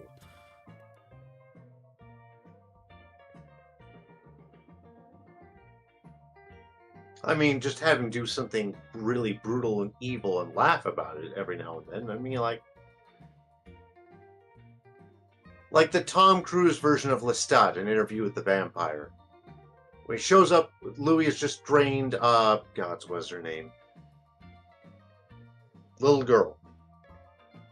Something that I know, and I have to go get my dog. I was about to say, I know it, and it's, I'm drawing a blanket. Claudia! Yes. Claudia's mom's corpse is in the room. And what does Lestat do? Pick the corpse up and start dancing with it and screaming, the old girl's got life in her yet? And it's like, oh my God, make Tom Cruise play a villain more often. I just like the fact that, you know, we got Lestat's description, like his personality in the book. And yeah, Tom Cruise looks like Lestat, but he didn't act like Lestat. But then Anne Rice was like, nah, Tom Cruise is the perfect Lestat. It's exactly how I pictured him. Well, that's not how you wrote him. All right, which do you prefer? Tom Cruise or what we wound up with in Queen of the Damned? I prefer Stuart Townsend. Yeah. Fuck you. That is Lestat. He is quiet and sexy and tortured, and yet will still rip your throat out just because he can. Stuart Townsend always it's hard for me to wrap my head around him after he managed to lose the role of Aragorn. You know what? I also liked him in League of Extraordinary Gentlemen. Are you going to get on me for that? Possibly.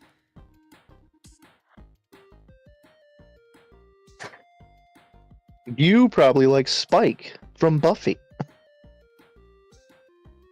I liked him better in Torchwood.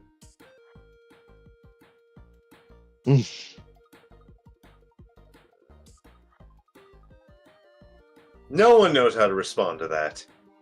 No, I mean, the actor's good. Yeah. I'm just saying you probably like the character of Spike. Yeah. I didn't watch much Buffy. I'm familiar with who the character is.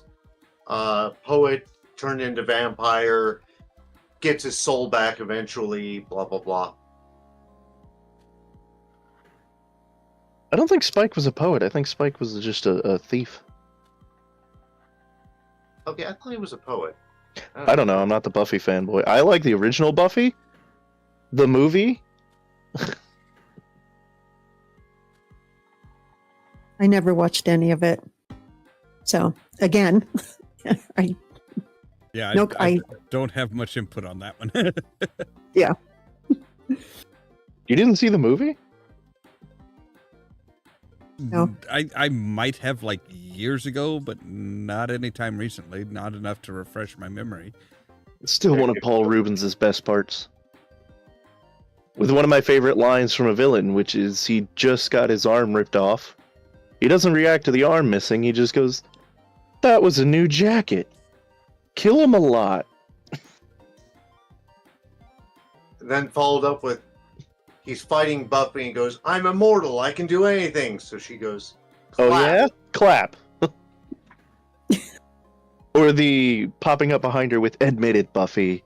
Aren't there times you just feel less than fresh?" Jeez. A 5-minute death scene that goes into a post-credits sequence.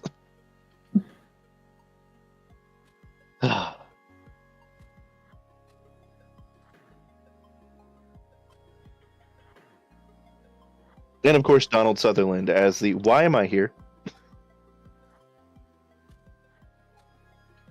There you go, Ras. Let's debate that. Did Donald Sutherland deserve his death in Buffy?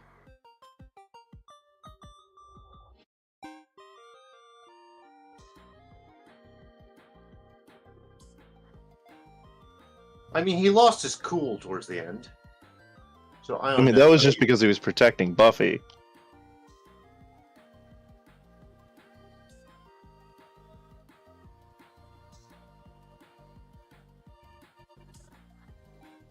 I'm kind of torn on this one. It's also been a while since I've seen it, so. I mean, I feel it's the same thing as the Qui-Gon situation. If he didn't die, we wouldn't have the Mentor. But if he had to die, did he deserve the way he went out? Which was like a bitch.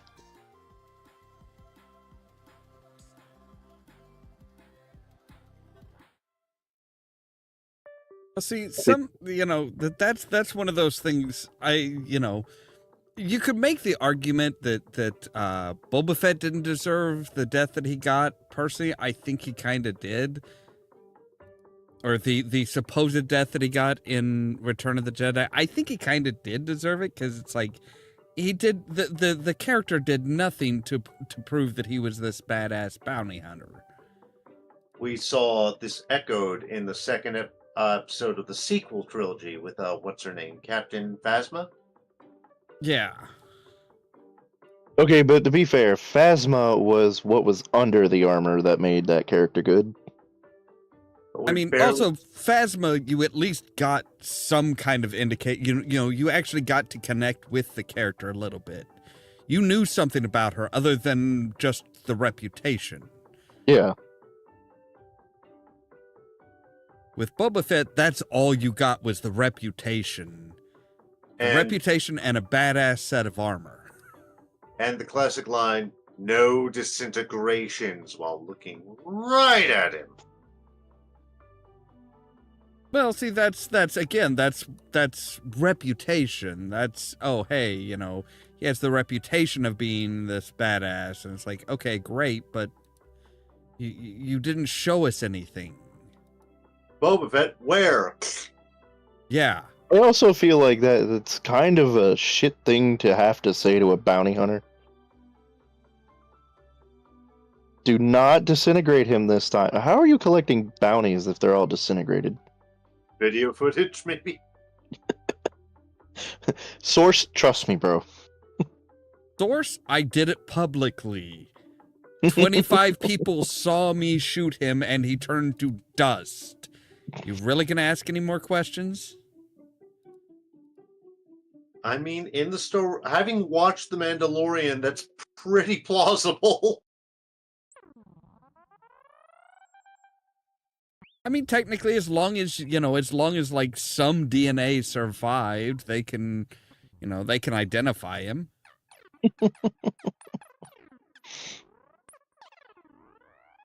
Okay, this is an offshoot. In the old Republic era of Star Wars, there's one character who got death, although they showed up again as a Force spirit, that I think was kind of... Darth Marr. Don't know who that is. Darth Marr is I usually describe him as Star Wars' answer to General Martok.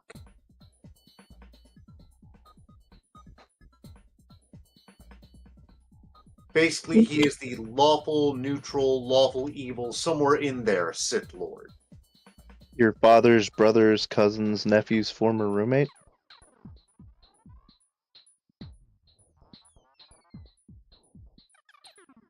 He could pass for a slightly more has-it-together Gowron. He says these names as if we know. You know Gowron. Trust me, you know Gowron. Klingon with the stare of death. That's just a Klingon. Worf does not have the stare of death. That's because he's Worf. He's only half Klingon. Martok does not have the stare of death. No. Worf is fully Klingon. He was just raised by humans.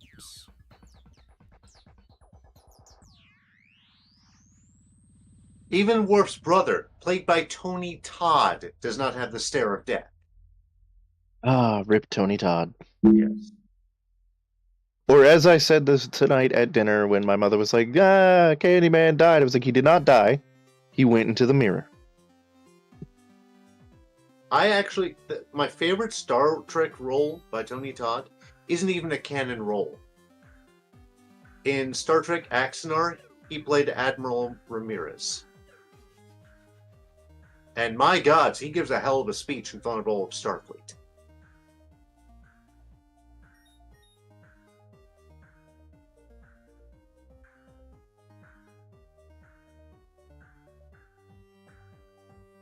Folks at home, you can easily find Axanar in a search, trust me. But don't do it right now. Unless you're watching this as a recording, in which case open a separate window and have it ready to go. And don't forget to put Rule 34 in the search to make sure that you get the most accurate results. The number of cameos you are going to see in that thing. Damn.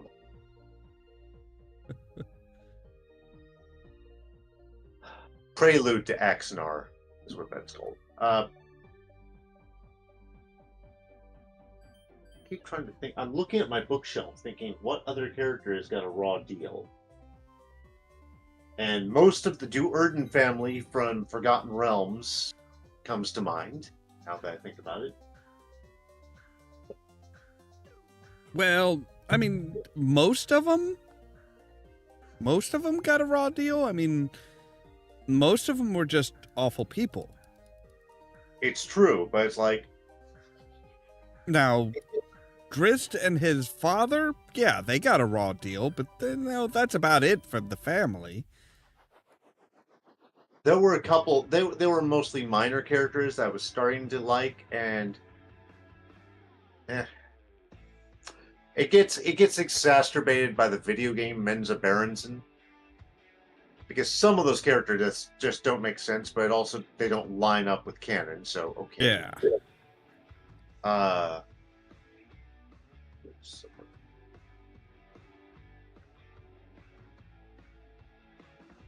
I mean, any quasi minor character that's a dark elf is probably going to get a raw deal.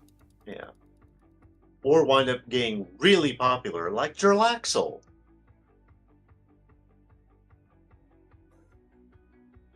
Okay, I just thought of someone else. World of Warcraft continuity.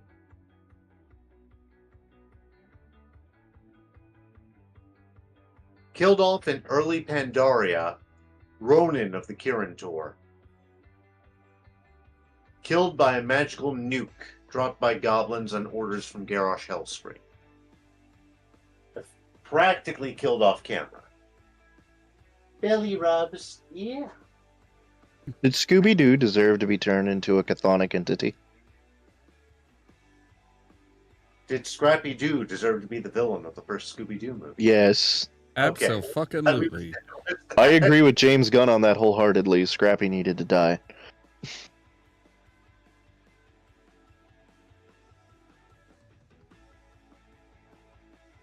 I'm sorry. I always hated Scrappy. Scrappy was fun for like 2 episodes, and then I just absolutely hated him. I mean, it raises a lot of questions as far as the whole world of Scooby-Doo. Like, okay, Scooby talks. Now his nephew walks and talks like a person. Are they really the outliers? Considering they find out that Scooby-Doo's relative is Dino Mutt from Blue Falcon. So when did you guys stop following Scooby-Doo? Hmm? When did you stop following Scooby-Doo? Me or Olaf? Like, in general, both of you. I discovered porn.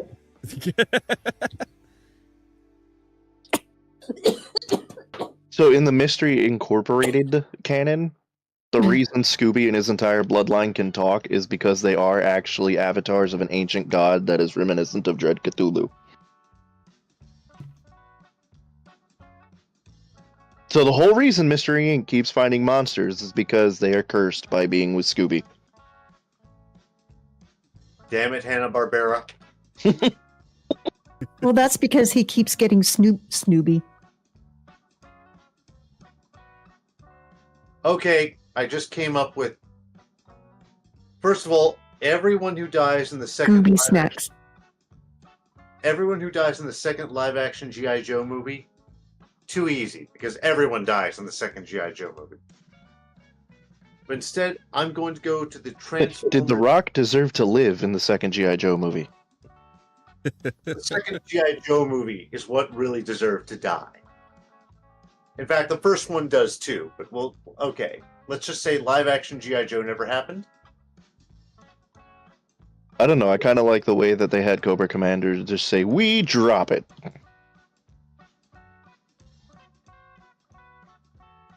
Thing I liked was, okay, the original animated movie for Transformers. The one where Optimus is Jesus? The one where Starscream dies on camera.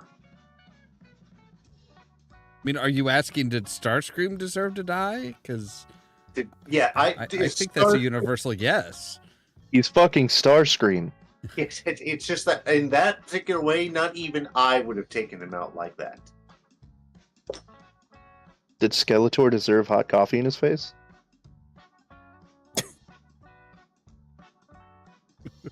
Depending on the version. Because he's had, 3 separate continuities that I can think about. Four separate continuities. Did that bother anyone else about the Schumacher Batmans when they showed Two-Face's origin and it just looked like he got a really hot styrofoam cup of coffee in his face? I mean, that's, one of the least things that disturbed me from Schumacher's Batman movie, but I mean, for years as a kid, till I actually realized that was supposed to be acid, I was like, why did they make him just deform through hot coffee? Why would that drive you insane? Yeah. They're like, no, it's supposed to be sulfuric acid. I was like, in a styrofoam cup? What? I mean, there's lots of weird stuff. Like, okay, it not only did that, but it switched him from Billy D. Williams to Tommy Lee Jones. Well, Yeah. I mean, the acid had a bleaching effect. Okay. They put that Joker chemical into it.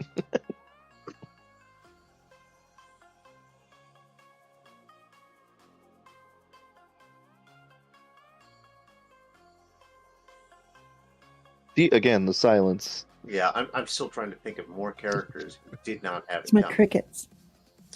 Duke at the original end of the G.I. Joe animated movie, the one that brought in Cobra La. wait. Okay, in the No, original, Duke didn't die. he did not die in the original. He did not die in what we got, but in the original write-up, he is supposed to die. I don't He think was you can told- count that.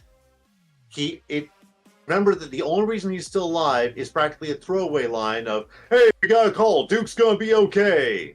Yeah, but I don't think you can count something that wasn't in the final product. I guess not, but you have to admit that would have been pretty weird.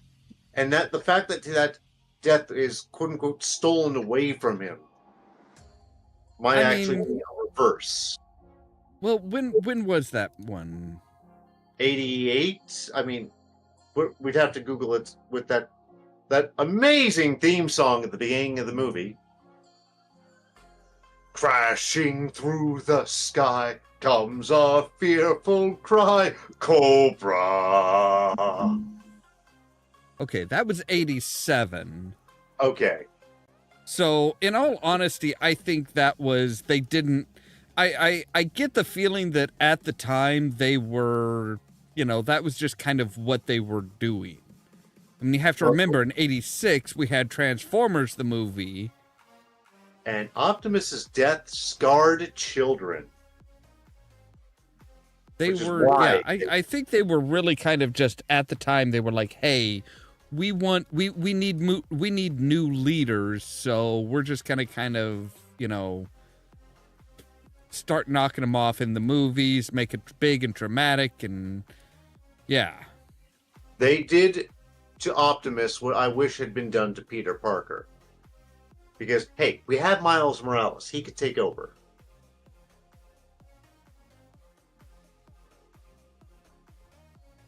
And I don't mean kill Peter off. Just make him not Spider-Man.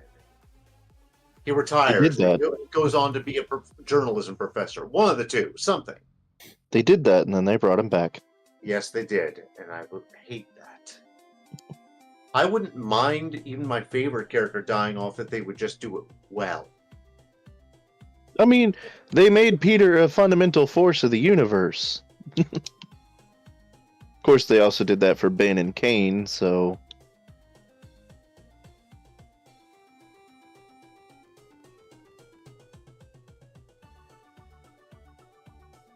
I mean, lots of weird plot lines have been done by various comics. I mean, look at Batman and the way Batman finds out, quote-unquote, who the Joker is when he's on that chair of knowledge thingy. Mobius chair. Yeah. He finds out, oh, the Joker is these three people, and he goes, wait, what?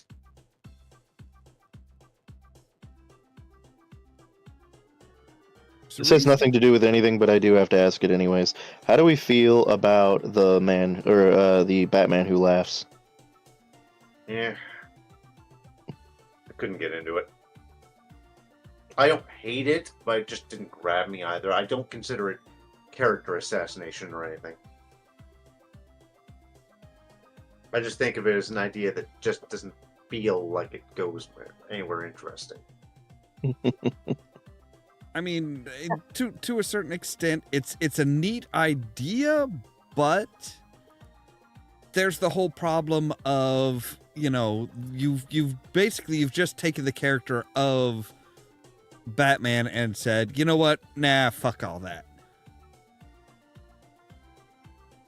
Like, the moment that he succumbs to something like that, it's like, he's supposed to, he is supposed to be like just this incredible stalwart figure that does not bend for anything.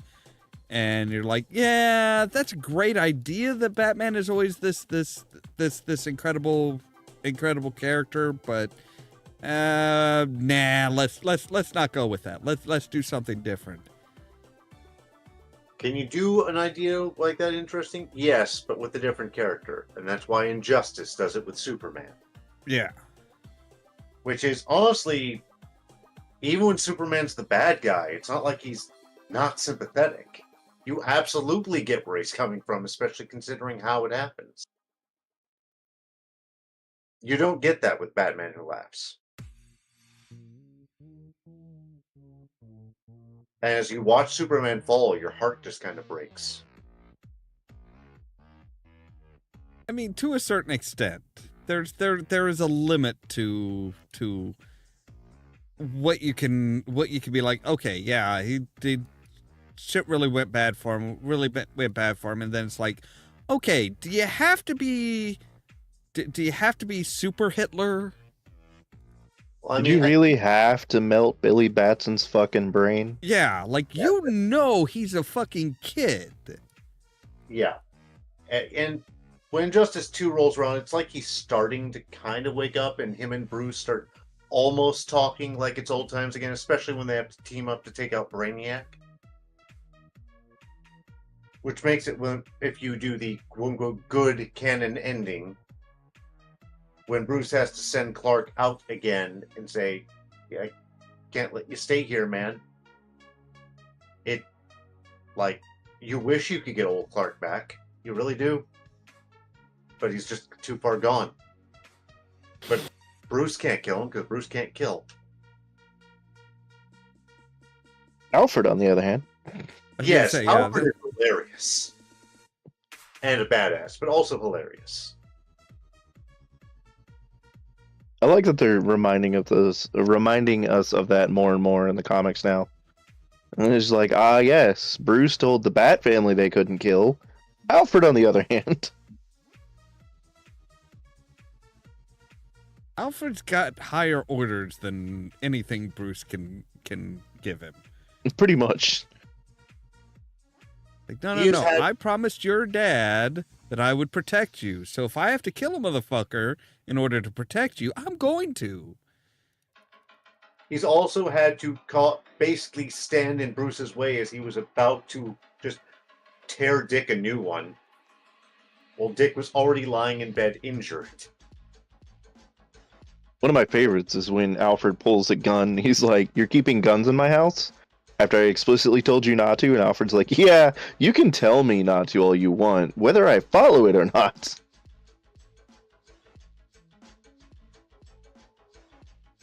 Bruce could maybe try and object, but it's like, he's not raising all these kids alone.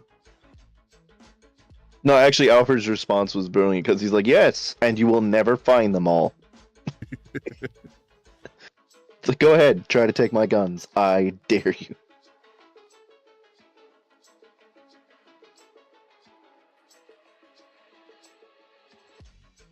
Alfred's had his own standalone works, but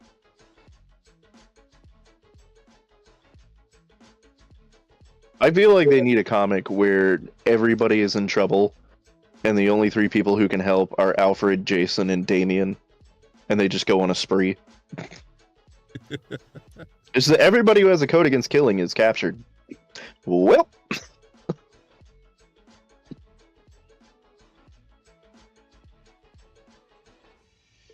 suddenly reminded of a joke that Green Arrow tells himself if you have him find himself in Injustice 2. hmm. He says, "I can't tell which one of us is evil. Yeah, we both have goatees."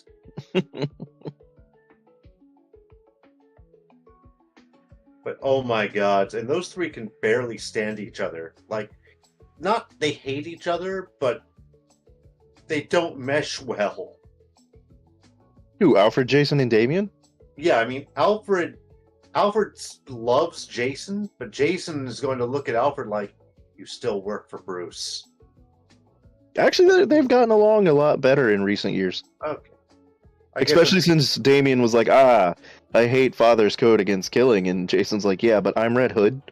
If you kill in front of me, they'll just blame it on me. Go nuts. But Damian and Alfred, on the other hand,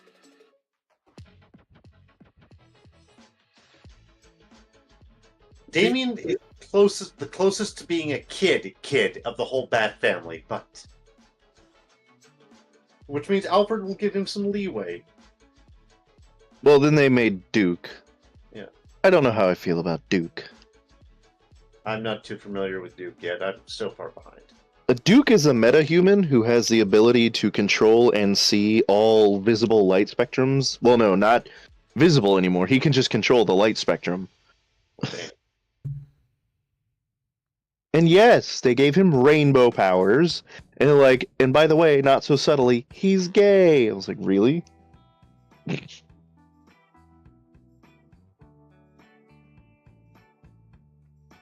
Well, you're not expecting like them to be, subtle about anything, are you? I mean, not ever since they had how many gay superheroes have we had now that they were just like, hey, you've known them for like 30 years. Hey.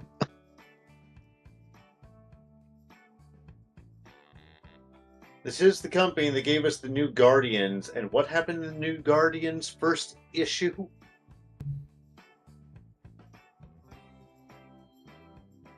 Granted, it was the 80s, so...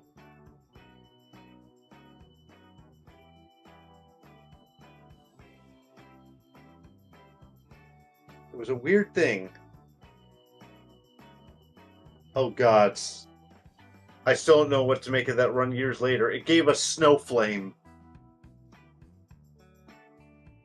Snowflame. That's a movie we need to make. Someone made an indie comic of Snowflame, and it's fucking brilliant.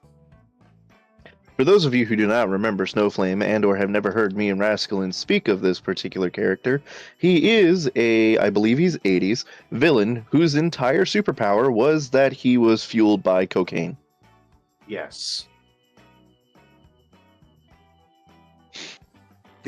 Someone did an indie comic of him that, basically turned up his craziness while he's in his Snowflame persona up far beyond 11. And when someone depowered him and got his original personality out briefly, he was much less dangerous in theory, having none of the superpowers, but he was an absolute, complete, amoral psychopath who just liked killing people who'd annoyed him. So it's like, no, go back to your Snowflame persona right now, please. Yes, you are literally possessed by a spirit of cocaine from the Amazon, and you are extremely dangerous, but we like you so much better than the original human this body belonged to. An 80-year-old man on cocaine. No, he's a character from the 80s, we mean. On cocaine. Yep. Yeah, so when he said he's possessed by a spirit, that's his literal backstory. He went to the Amazon, he found a tribe who performed a ritual, and he was possessed by the spirit of coca and gained various supernatural powers, including super strength, longevity, super intelligence, all this other crap. But the catch is, he has to do massive amounts of cocaine in order for them to work. And this was a cartoon? No, this was a comic book character. This is a comic book character. He's in the cartoons now. Cartoon. And he's still the exact same power. And when he shows up with Harley Quinn, he is skeezy as fuck. Hey, Rask, did you ever watch Metalocalypse? No, it's on my list. Damn. For those of you who have, I present you a challenge. Who would win, Snowflame or Dr. Roxo? Excuse me, I have a runny nose.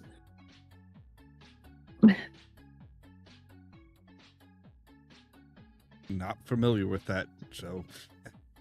So Metalocalypse is the entire thing is that they are a death metal band, who is cursed in that they are in fact fundamental forces of the universe, and they're fated to save the world.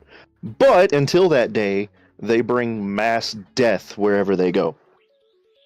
So their concerts constantly have body counts in the thousands to millions. But one of the recurring characters is Dr. Roxo, who always introduces himself as, "I'm Dr. Roxo, the rock and roll clown, and I do cocaine." Apparently it's been a while since I've seen that, so...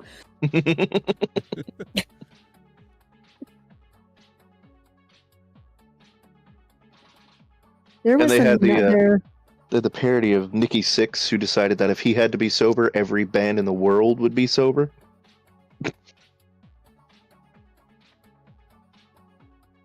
That wasn't in Metal. Yes, that was in Metalocalypse. Thank you. That Back was to where Ricky my Kicks. words are just It is a hard word to say if you're not used to it. not used to it. I'm trying to remember the cartoon that had... See, I can't even explain... I wish I can remember the name, but it was like an acid trip in animation. Leon And Flux. no, Liquid Dumbo? television? what's that? I think Rasclin said liquid television, didn't he? Yeah. And then I said It's- Dumbo. I mean, that one scene. I'm going to have to remember that and bring that up because that was a pretty trippy movie. And I mean, not necessarily on the vein of metal. Metalocalypse! Yeah. But it just reminded me of that.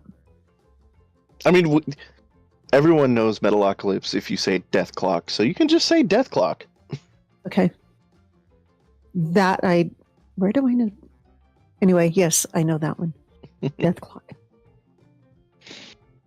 I mean, if someone tells me I want a very trippy series, I normally refer them to Homestar Runner. But That is a very trippy series. yes, I don't refer them to Homestuck because I don't know enough about it. I know Dante Bosco's the Homestuck, but other than that, I don't know and I don't care. I wouldn't know how to look that up. Which one?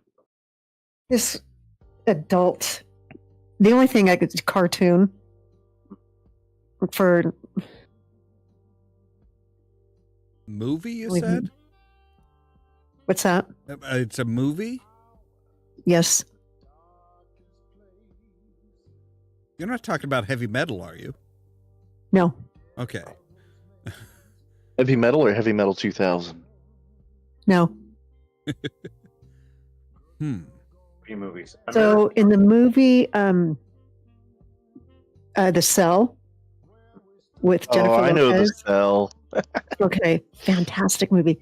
And so she's smoking some pot, and then she just passes out, and then has this really bad acid trip or pot trip or what. I don't do that. I'm sorry. And so in that dream that she has is kind of like the movie that I'm thinking of. You guys remember that, or I'm just too far gone with that, or I don't remember enough of the movie. It's been okay. about 20 years since I saw it. You said movie and acid trip, and my depraved mind immediately went to Rock and Rule, which is a furry movie about rodents that are destined to destroy the world with music. Why is that a trope? Most of Count Duckula is kind of a trip.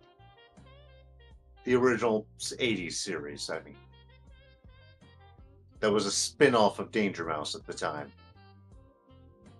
Hey kids, who wishes they could forget Howard the Duck? Duck tits. Woohoo.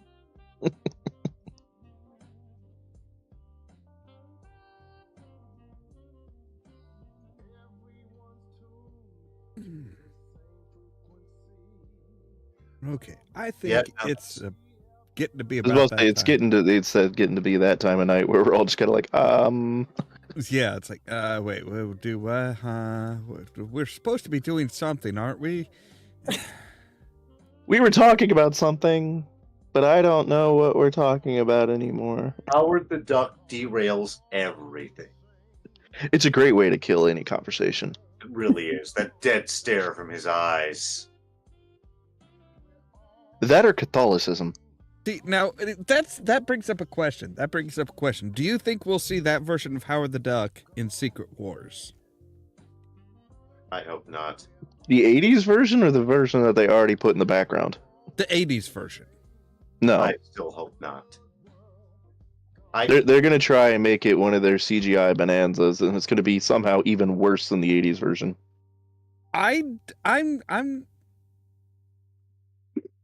I'm holding out that if they are smart,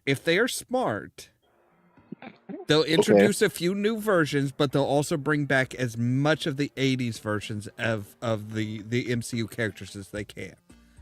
And then one of the other Howard the Ducks will kill him. But I just want Reb Brown and Dolph Lundgren back. Well, Dolph Lundgren just beat cancer, so. Add in Lou Ferrigno.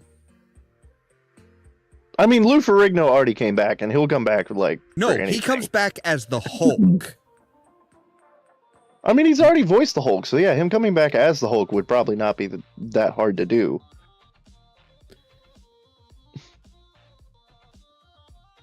Because as far as the MCU, they've only had him doing, cameos as, non-Hulk characters. Yeah. That's what they need to do. Yeah. Dolph Lundgren, yes. David Hasselhoff.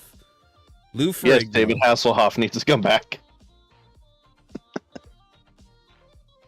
Those are some that they, even if it's just like, oh, hey, they're off fighting other variants, that would be fine. But, they need to bring them in. We need to make this codified. Marvel needs to do this because DC already beat them on the holy shit is that front when they had Nick Cage as Superman. I don't know. The Calvaline was pretty damn good. I mean, the Cavaline is one thing, but Nick Cage as Superman was something that was legit supposed to happen. Yes. And then they passed on it. And then they're like, hey, but guess what? Watch The Flash. We'll do a quick nudge. And I was like, fuck your quick nudge. I actually want to see Nick Cage as Superman now. Yeah. That's another one that I'm wondering if they go all out with Secret Wars, as they really should do. They really kind of need to pay the money for, to bring Nick Cage back.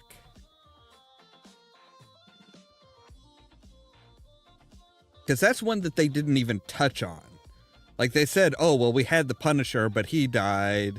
They didn't say anything about Ghost Rider.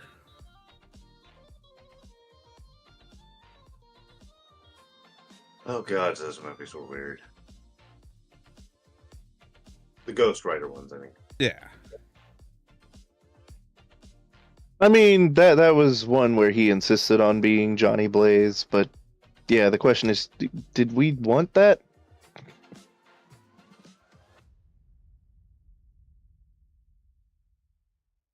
All right. So you guys want to go ahead and say your good nights?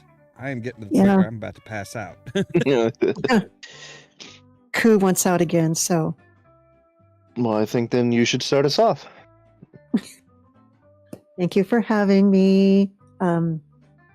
Sorry about all the dogs, but anyway, thanks again. Love you guys. I love hitting my mic. So, have a good night and see you next week. All right. Cool beans. All right. Night. Thank you for joining us, everybody. It was fun. I think we should do more weird ass topics like this, honestly. Yeah. But maybe we should do them with just a smidge of research so we're not so unprepared. Oh, come on. Where's the magic? Yeah, the magic is we actually sound like we know what we're talking about for once. I cite things. Yeah. Thank you for joining us. Yeah, we'll see you next week. Tune in to this channel. I don't know when Howling's going to be back because I still need to set up my OBS. I have new things that I need to introduce, like graphics and actual effort. So keep an eye out for that. And yeah, just remember that Dolph Lundgren played the Punisher, and that's a thing that you're going to have to live with forever. All right. And Ras? Tomorrow night, over the edge on community radio for East Central Illinois, 90.1 FM, WEFT Champaign. Streaming online at new.weft.org/listen. Or look at the description down below. All right, guys. I'm going to go ahead and do my outro. So, as always, thanks for being here. Thanks for having us. All right. As always, thank you guys very much for watching. If you liked the video, don't forget to hit the like button. If you're new here, don't forget to consider prodding that subscribe button. And if you want to be kept up to date of when we go live and stuff like that, make sure to ring the bell, but also check out the social media links down below. the Facebook page, the Twitter account, Tumblr account, Blue Sky account, and the permanent invite for our Discord server, where I make sure to notify you of when we go live and stuff like that. All that so that you can stay tuned for more from Olav Productions. Cheerio!